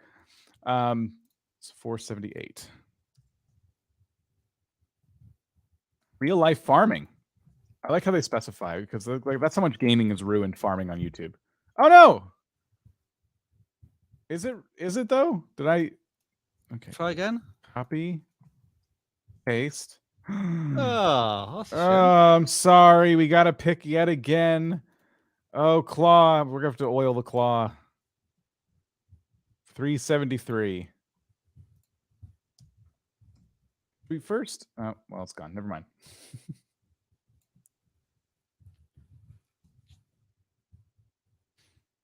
Sport Vision. Okay. 2023 NBA starting center tier list. Are they, tier lists? It looks like that all the content is tier lists. Some of it doing really well. Cool. Like these especially. Good time to be doing those predictions tier lists. Like what the NBA season's like a couple of months away, so building up to it. I know we're not doing a channel out here, but in terms of a content idea, imagine if you 30 days, 30 tier lists going through like a season preview of all of the teams. You've probably still got time to do that because you are publishing videos more or less every day as well. That's just a content idea. Anyway. Check out the latest one. Yeah.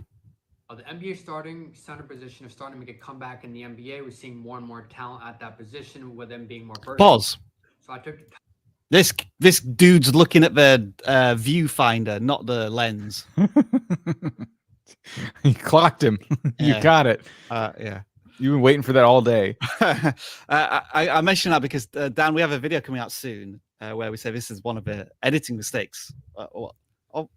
No, sorry. It's this is from a video I'm doing about how to use a smartphone as a YouTube channel, and this person is guilty probably of looking at their iPhone 11 screen as opposed to the lens on the front-facing camera, as a guess. I appreciate that you have to film within what you have, but other than the one Lakers picture that I've just noticed now at the top of the screen, I'm not getting a basketball vibe here. I did notice it does seem like they're kind of like hanging out in a kitchen, living room kind of setting. Not necessarily a bad thing, but maybe the monitor could have had like some basketball like screensaver on it, or maybe. Anyway, do continue. NBA centers in the league and put them in a tier. So distracting though, isn't it? Now you can't unsee it. You can't unsee them looking at the camera. Anyway, I'm sorry. Do continue. So starting out with Kevon Looney. Now, Kevon Looney's been a very solid starting center for the Golden State Warriors ever since the Kevin Durant era. Despite him being undersized, he's a pretty above average interior defender. He makes the right plays, sets good screens, rebounds the ball. You know, like I said, plays interior. His intro was pretty short and jumped right in. It's very knowledgeable. Like you can feel the passion and the knowledge he has for the sport, which is to feel that 30 seconds in, that's very encouraging. You know, I'm going to say something that might be controversial here, but I feel like that is what you want in a YouTube creator. You want someone who's a YouTube creator second to whatever it is they're like mega passionate about, right? Does that make sense? Yeah, I think so. It's something like, even if you were talking to your friend, you could talk to them for hours on this topic. You don't need an arena full of people, thousands of views. You just love to talk about this. YouTube just gives you that broader platform to reach more people and have a meaningful impact with them. Yeah.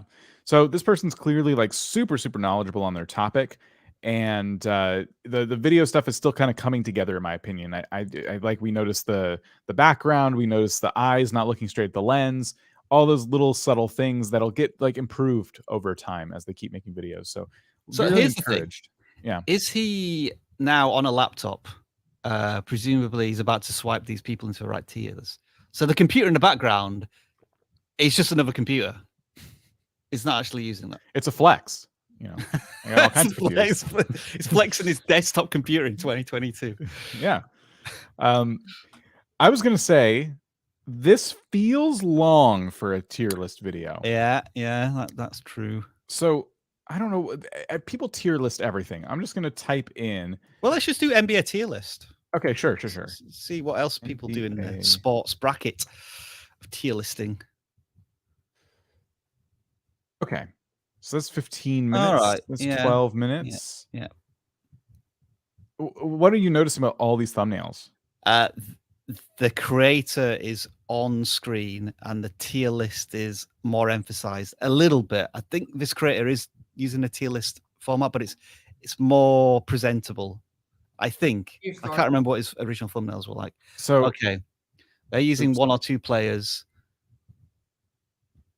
Yeah, I can see where they're going with this. And there's some interesting choices here in like the using this glow effect on the players so that they stand out. They're using a blur effect so that some of the players stand out on the tier list, and then they're using the teams as logos. Again, but your eye is probably tracking three different elements that the thumbnail is trying to emphasize, and you probably just want to emphasize one of these things. Like I would say you don't need the team logos. No. Getting rid of these lets the S through D part take up more of the screen. Correct. Yeah. And then the pictures you've taken that you didn't blur are easier to see. And then you still have room on the right side for you. I don't think the extra players are doing as many favors as you could be doing. But we have said in the past that if you feel like you're still not at that level yet, it's okay to try to put someone more famous than you. But again, having two players instead of one, I still think has like that extra element to it that it doesn't need. So if you're not comfortable using you, or there was a strategy, that's fine. But I still think one player would be better. And then, yeah, we want to see the list even larger than it is now. Do you want to jump like 6 minutes in and then just play from there? Ball makes the game so much better for Giannis. Like his presence as a shooter alone, it just elevates Giannis to a whole nother level. To run a 5 out and just let Giannis attack the basket all game. And when he's open, he's going to hit the 3-point shot. Still got a little bit of post-up game in him.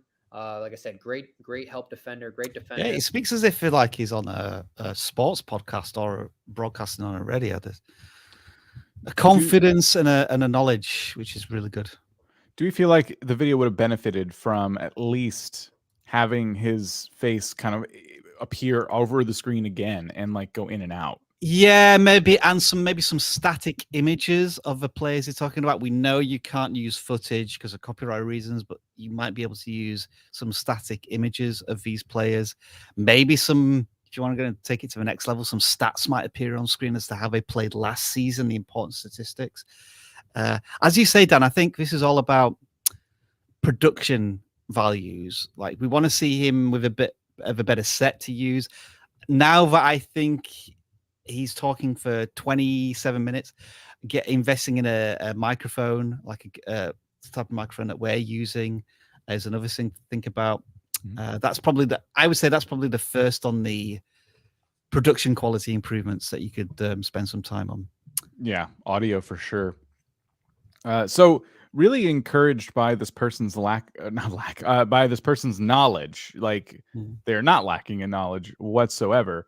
I think the quality is already a good start. Like the baseline is there. You know, you showed up on camera and then you did a screen capture. It's not like they're trying to shoot their computer with their phone, you know, because they don't know how to do a screen capture. We've definitely seen stuff like that in the past. So all the like mechanical things are there, but now we're talking about what are the ways we can take this content to the next level. So we're talking about adding some B-roll. We're talking about just changing the pacing a little bit so you're zooming in and out of view. I would have trimmed it down. I didn't see a single NBA tier list video that was this long on the search we did. And so I'd be looking to make this half as long, maybe a tiny bit longer. And that still gives you plenty of time to put together your list, go over your reasonings as to why you're putting these players where they are, but also, you know, keeping the video at a more reasonable length. A lot of promise for this creator. Well done with what you've done so far. Absolutely. Okay, cool. All right, Claw, we're going to check out a gaming channel. The gaming forum is it's getting close to that 500 people. 374.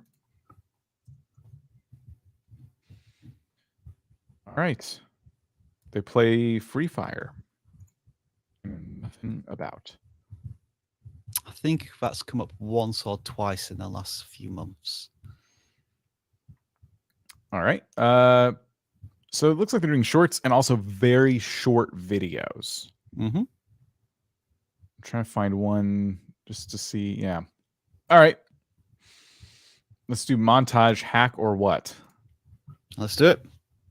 I don't know if we can play this music. But someone just got shot. Then someone else got shot. Some more headshots. I guess, is this asking a question? Has somebody hacked it to do automatic headshots? Interesting. We'll look at one more. All right.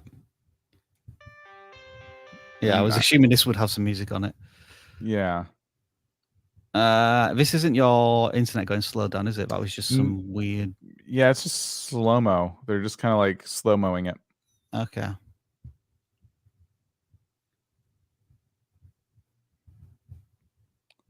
Interesting. Okay, so they're just kind of showing off, you know, impressive shots and stuff in the game. I'm confused as to what that video is trying to show me. Yeah. The title is incomprehensible to me. I don't know what any of that means. And I apologize, you know, I think this is Fortnite, right? Maybe. Free Fire. Sorry, Free Fire. It shows you how much I'm into my MMO, was it massively multiplayer online first-person shooters. Yeah, I don't know if that was showing me like an improvement to the character, some hack or whatever, because it was just music and some slowing down of the footage. So I think just in terms of the packaging, really, the title, the thumbnail, and then the first few moments of the videos leave me still asking some questions about why I'm here. Yeah. I'm not sure what I'm going to get necessarily. Now, some of their titles are in another language. So it could be that part of the reason we're having trouble understanding some of these titles is because they're also like, maybe these words are just not ones we're going to read because we don't speak that language. But I'm also wondering why this video is here. Oh, right. Okay. Time lapse of a plane taking off. Sweet. Yeah. All right. Thanks for coming. So one thing to point out, and I think both of us have been trying to point this out now to everybody, just so you all are aware, YouTube admitted not that long ago that shorts are not going to influence people looking at your long form videos because YouTube had to like disconnect that. So if you watched shorts, they wouldn't direct people to your long form videos. That's just not how it worked. However, it's been told now by employees at YouTube that actually we're fixing that up. And as of our understanding, as of right now, if someone watches your shorts, YouTube is now able to test your long form videos on those same people. So if you're going to do shorts on your channel, they should really match the type of content that people can expect when they come to your long form videos. So that way you have the best chance of getting them to not only click on that video, but perhaps even subscribe and watch more and more and more of your content, regardless if it's a live stream, a short, etc. Can we try one of these shorts configuration perfect? My guess is this is how to configure the game to be best played on a Samsung A3, A6. All of these Samsung phones. Wow, that's a lot of phones. Can you just briefly unmute it? Is it just music? Yep. Right, okay. And especially for shorts, there's nothing necessarily wrong with this. So I still don't know what I'm...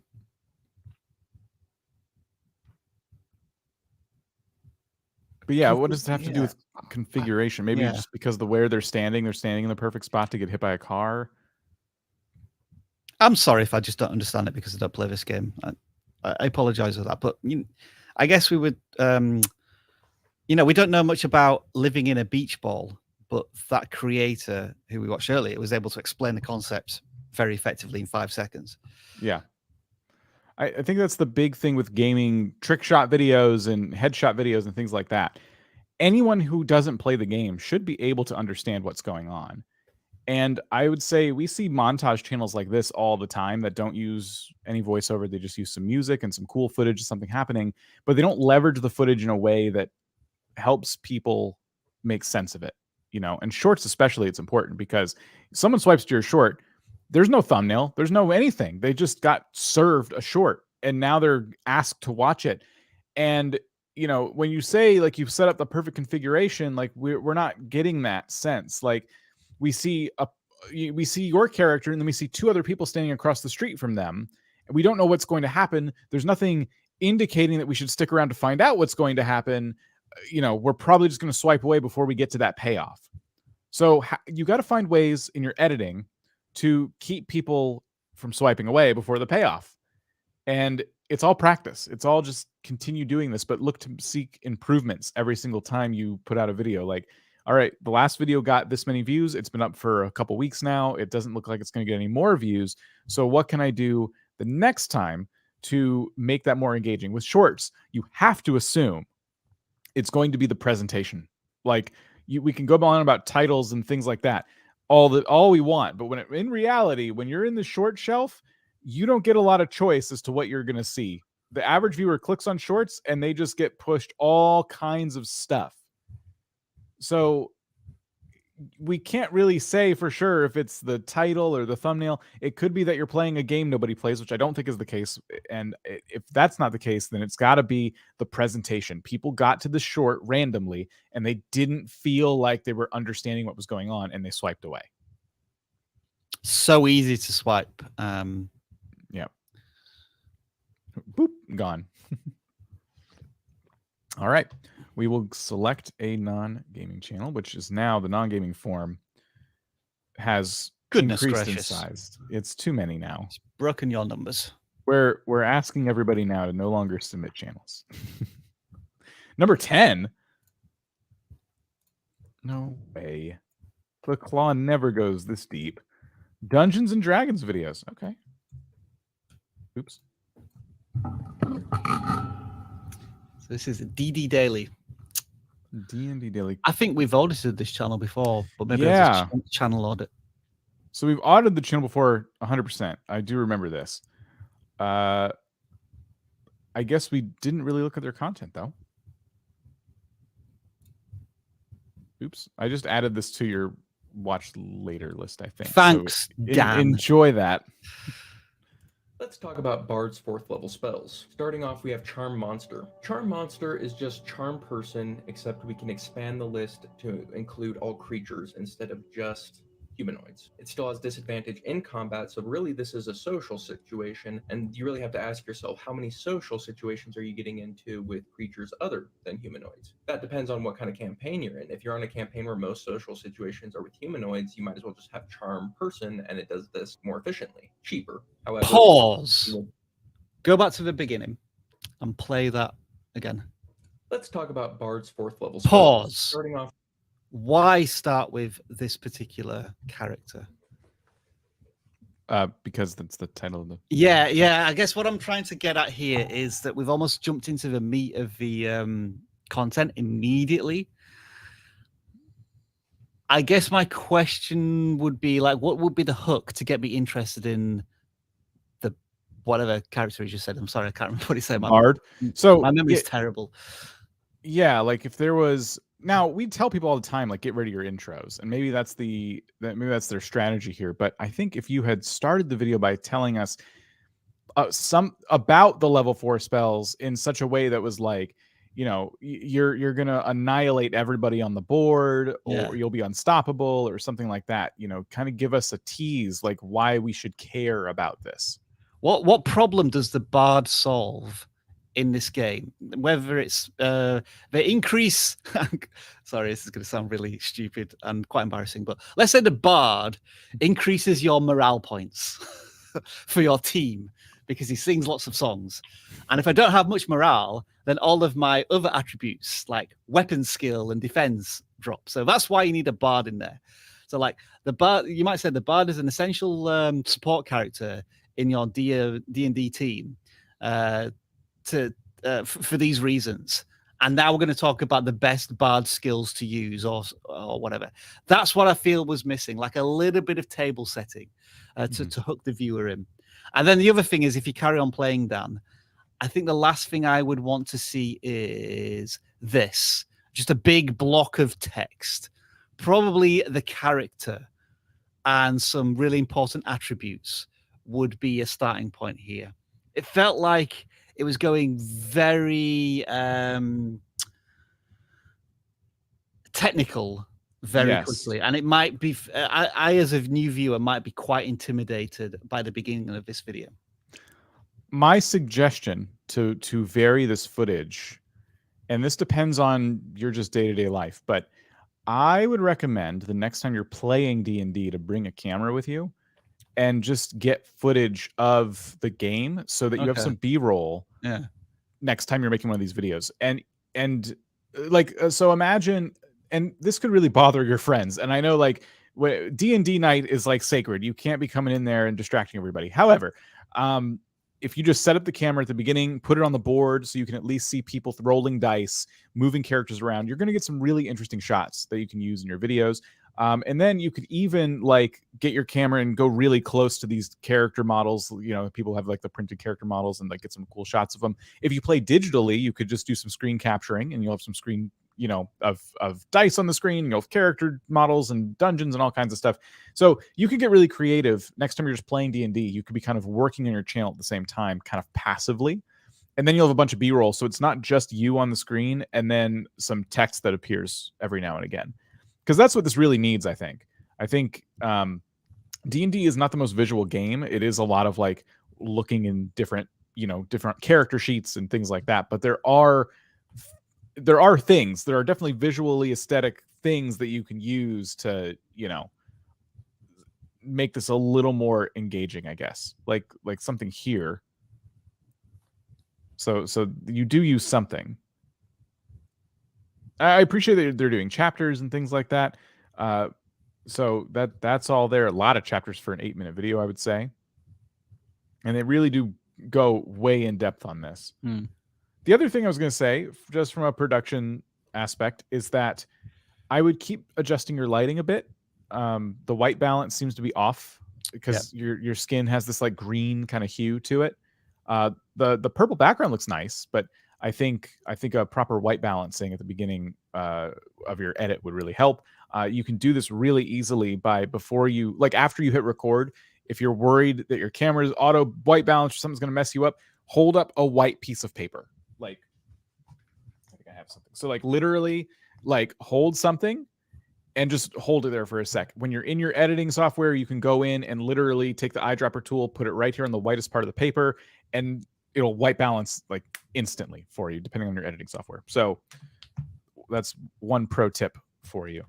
What else do you think? What is the video quality of this done?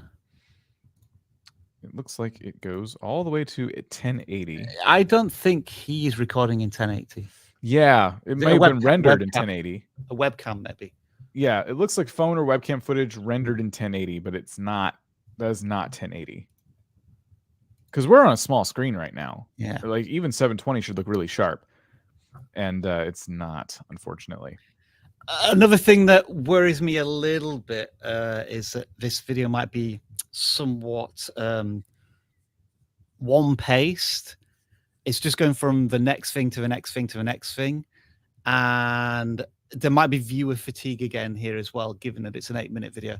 Because we were talking about that a little bit in one of the videos that we recently made, Dan, that we felt on reflection, judging from the audience retention numbers, which were a little lower than usual, figuring out why that might be. And it felt like maybe it was a bit too listicle. You know, it just went from one thing to the next. It didn't have any interjection for not like video pattern interrupts, but for pace pattern interrupt. So, you know, change in some way. Yeah, we just kind of listed things and we didn't take the time to like speak more to the why, especially of certain things we were talking about. So like upon reflection, yeah, it was an interesting test. But yeah, that does feel like what we're getting here. It's a lot of like well organized, but matter of fact, you know, this is everything you know about the Bard level 4, you know, spells analysis. I kind of wonder from a channel audit perspective, who is the content for specifically? Like, so it's obviously for people who like D&D, but what aspect of D&D are they struggling with that your content's coming in with like an answer? You know, like I've played a little bit of D&D, but I've never gotten enough in depth as a casual player to really care about anything in this video personally.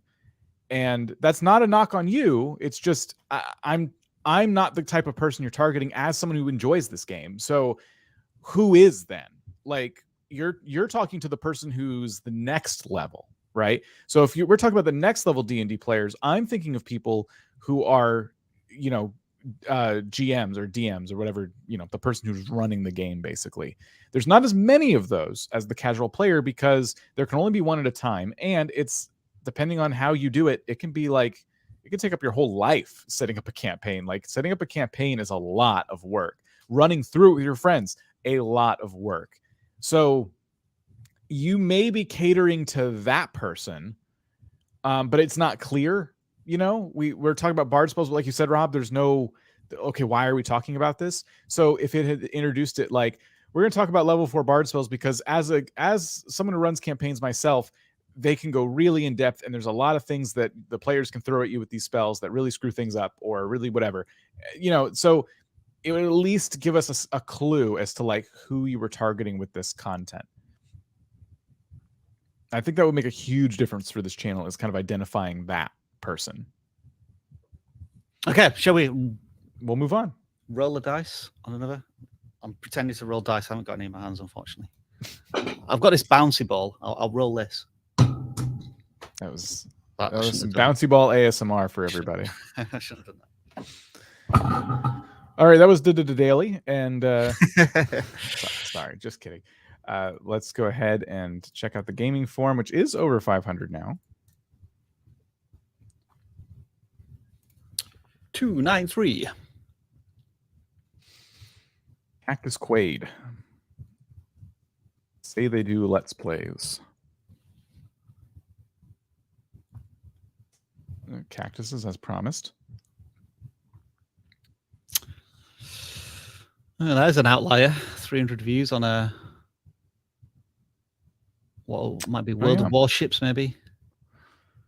They played Stray. So playing a number of different games here. Let's see. What's going on, guys? It's Cactus Quaid. Welcome back to War Thunder. We're going to take a look at the one and only reward for the Summer Quest 2022. Those guys got collapsed. Oh my god. But yes, for Summer Quest 2022, Naval has 1 reward, Aviations have 1 reward, Tanks have 2 rewards. I'll drop a B-roll or some in here on how to figure out where to find that. Come to your lobby, click your name up here, head over to achievements, click your achievements. It's right here, Summer Quest. Whenever there's a special event, it'll pop up on this page. Okay. You just click Summer Quest. Up 37 seconds in. So I think there's a lot of basic things that are being done right here, and that they're a good screen recording. They're filming themselves. That could be improved, but you don't need to do that yet. The fact that you've figured out how to screen record and yourself at the same time is good. There's some basic editing going on with some text appearing on screen, and you're cutting back to this main page to, I guess, instruct people on how to acquire what you're trying to get. Yeah, it sounds like it's a temporary event, and you kind of grind it out to get the reward, which would be this battleship here. Which would be I would say a pretty good video. Like, just there's only a limited time we can get this, so how do we do it? Yeah. So you solving a problem or answering a question that solves a problem. I felt there was a lack of, no, that's not the right word, because maybe this just is the creator's natural energy level and cadence, but it felt, I guess, maybe a little flat, like one pace throughout what I saw in the first 40 seconds. I may be being a little over too critical there. I don't know, Dan, what do you think there? It definitely had a casual kind of feel to them, but I don't feel like they were off. We say we turn it on when we go on camera. Yeah. I feel like they were their version of on. But yeah, definitely chill, is how I would describe them. Not a bad thing. I think so. The setup here is pretty interesting. We definitely have those production improvements. I'm really hung up on the channel, just all the different things they're doing. If I had an outlier video like this for World of Warships, I don't know if my next video, where'd it go, would be Stray. No, I lost World of Warships. Oh, okay, it wasn't. It was a different game though. They're flying around warplanes now, but like, I think it's the same game, War Thunder. I think it's all part of the same. Is this not World of Warships universe? No, right. I thought it was, but it's not. Oh, okay. Apologies. Gotcha. But Phasmophobia is definitely not the same game. Stray is not the same game. I'm hung up on that. Like, I feel like what's going on, guys? From a creator, making a video aspect, the production aspect, I thought it was solid. I thought like their intro was solid. It was just really quick. What's up, guys?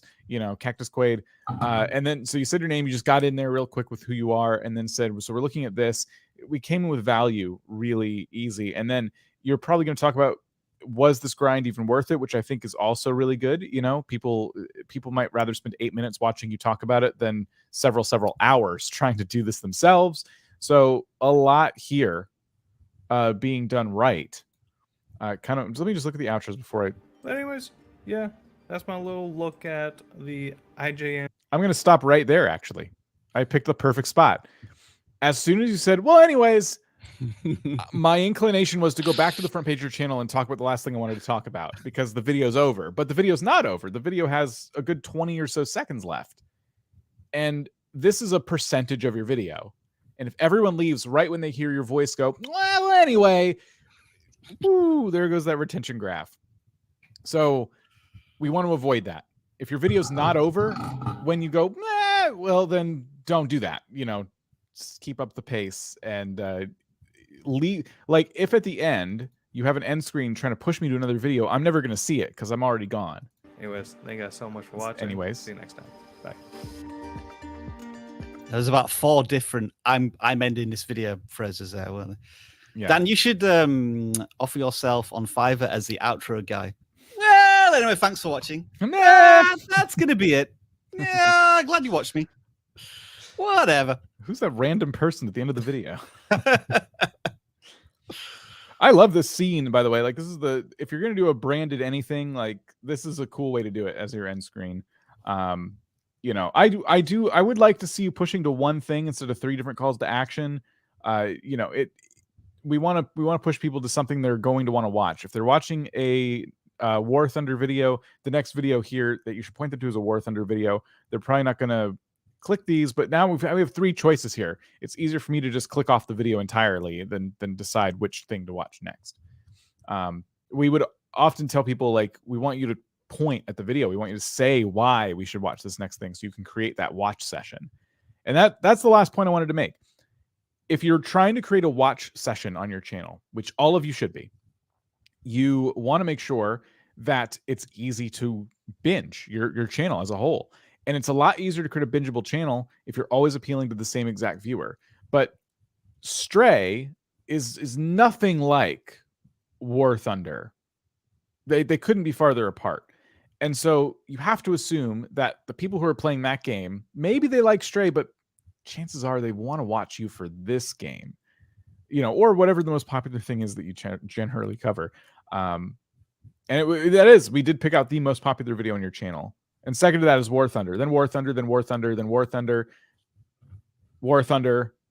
So your most popular videos are this game, and I feel like you're not. Maybe you have like a niche here. I just agreed. Yeah, that's it. War Thunder right there. Yeah, Ding. You have a niche here that you keep turning away from because you're trying all sorts of games on your channel, and I think that's why this number hasn't grown to the level you'd like to see. When you're able to get 300 views with less than 100 subscribers, like that's impressive. That's you're on to something for sure. So I couldn't not put my channel audit hat on for this one. It was too distracting.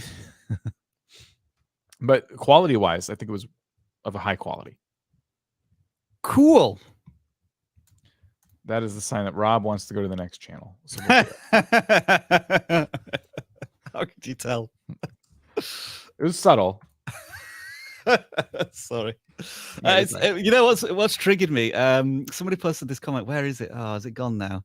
We shouldn't read the comments. I know. Somebody posted like they should audit every single channel so we all get a chance. And I'm thinking there's about 1,000 channels here. We're gonna have to do a 39-hour live stream to audit everybody's channel. There literally is over 1,000 channels today alone. Today alone. We would love to. And then this person asked, have they done my channel? I wasn't here for long. And I want to answer, yes, but we're not going to tell you where. You'll have to watch the whole live stream to find out. Yeah, and also we could be lying. And we could be wrong. You have to watch the live stream to find out. We could be mistaken. Yeah, or just liars. Anyway, I'm back on track. Like what we auditing next? This channel seems to be all about Futurama. Yay, love that show. Yeah. My shiny metal. Carry on. I was gonna click a button anyway. So we got some Beavis and Butthead as well. The videos are getting thousands of views. We do have to worry that if they're just taking clips of the show, if that's going to be a long-term strategy for the channel. So are you transforming these in any kind of way? Bender wasn't always a criminal. Yes. Drama. Let's go with yes. Bender I like that. Okay, cool. I like that it just started too. I'm swiping through shorts. I happen to like Futurama. Bender wasn't always a criminal. Like, oh, go on. That's pretty cool. We would invest. We would suggest investing in a better microphone. I think it sounded like it was from an internal laptop microphone or something. Just play it again, Dan. Bender wasn't always a criminal in Futurama. Oh, it's not that bad actually. I hear something in the background, and it does sound kind of far away.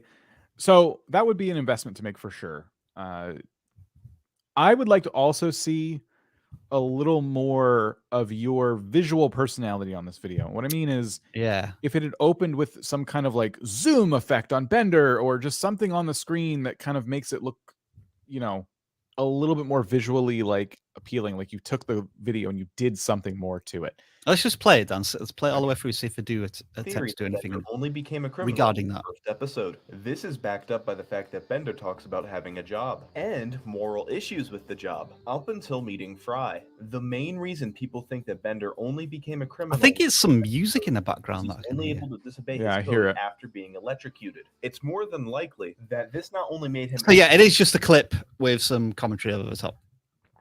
Yeah. So from transformational purposes, YouTube just may see the video clip and think, I might have to copyright claim that or class it as reused content. Yeah, I think if you took even just more images of Futurama and you had them sliding onto the screen over the images that are here, like he gets electrocuted, but maybe you add some digital lightning bolts or something, just little things to kind of add a little more personality to it. That would make it even more transformational. And I think also help hold the viewer's attention. you know. Should we play one of the longs? Yeah, let's check out this almost ruined Futurama. It got 2,000 views from 3 weeks ago. Futurama almost planned something huge in development Oh, that would have gutted the microphone's show. Let better me now. explain. Futurama's Yeah. concept and development had several differences from what ended up being What the is that finished guy? result of the show, as is the case with Is that his animated character presenting this? I think it is because the hand kind of moved Yeah. for a second. Yeah. It's very distracting. I don't know if I like it. Dan's not a fan. Such as Tina Belcher being changed from a boy to a girl, changes in setting, like how in regular show how the cast was originally supposed to work in a zoo, or changes in status quo, similar to how the producers of the show SpongeBob urged the creator to make the character seem younger, so they had him enrolled in boating school. Some of these changes come across because executives feel as though a show would be too niche or too weird to catch on. For example, the Okay. Yeah, I think the animated character has 3 different poses. So there's this one, the hand gesture, and the whatever. I'm not sure what that constructively adds. I guess there is the transformational element there. Going back to the creator's script and research, that sounds like it's of quite a high caliber, and they're putting in a lot of time in the planning stages of the video. So funds up there, and yeah, a lot of sourced material here. Yeah, I like the beyond Futurama. comparisons. Yeah, the comparisons with the other shows, really well done there. I was distracted by the character, but it's obviously not slowing you down. It's just more of a personal thing. I do see now that this character appears in other places. This is really cool. I think this is a great idea for a channel. It's not just, I'm not just going to take Futurama clips. Like, I'm going to actually like add something to them. I'm going to tell a story with them. I'm going to give you some background on it and explain why things are the way they are, especially with shows that are beloved like this one. I think it's coming back again too. It's been taken off the air and reestablished a number of times now, and I think they're going through it again.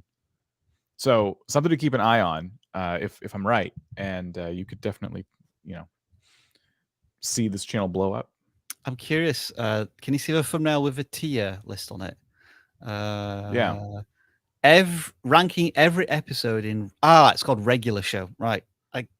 I didn't know what it was called for a second. I thought they'd missed out the title of a program, but it's I guess called regular show. Season 1. Yeah, I don't know. I think that they've had some flops and stuff, but now that they've focused on these very popular cartoons, that well-researched videos, this is great. So you got a channel audit and a video review in once. This is a good way to like close this off, I think. Yeah. So thanks everybody. I didn't notice this, Dan, but what's this behind your right shoulder? Oh, that's an old microphone I used to use. I don't anymore. And this is my old N64. A Blue Yeti and an N64. Cool. Mm-hmm. All right. Mm-hmm. Yeah. Cool. Well, there you go. Mm-hmm.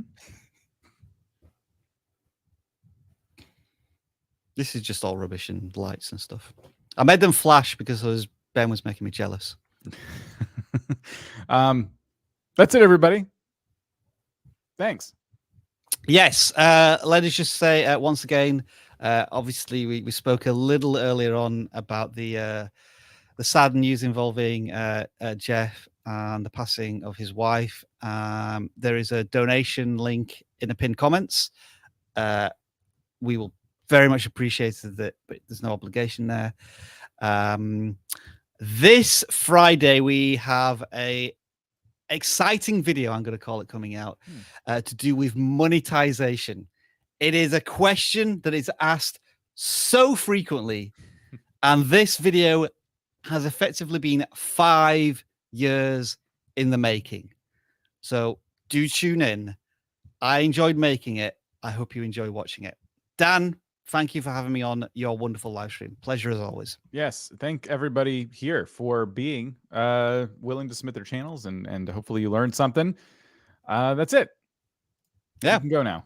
We've just committed the cardinal sin of more or less telegraphing we were going to end this live stream about 3-4 minutes ago. And our concurrent viewers are declining very rapidly. Very quickly. You can see the results of telling everyone your stream is over before it's over. We don't eat our own dog food. Nope. There you Do as we say or whatever.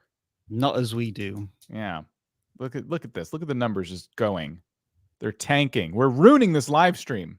Our retention's a mess. Well, anyway, we'll see you later.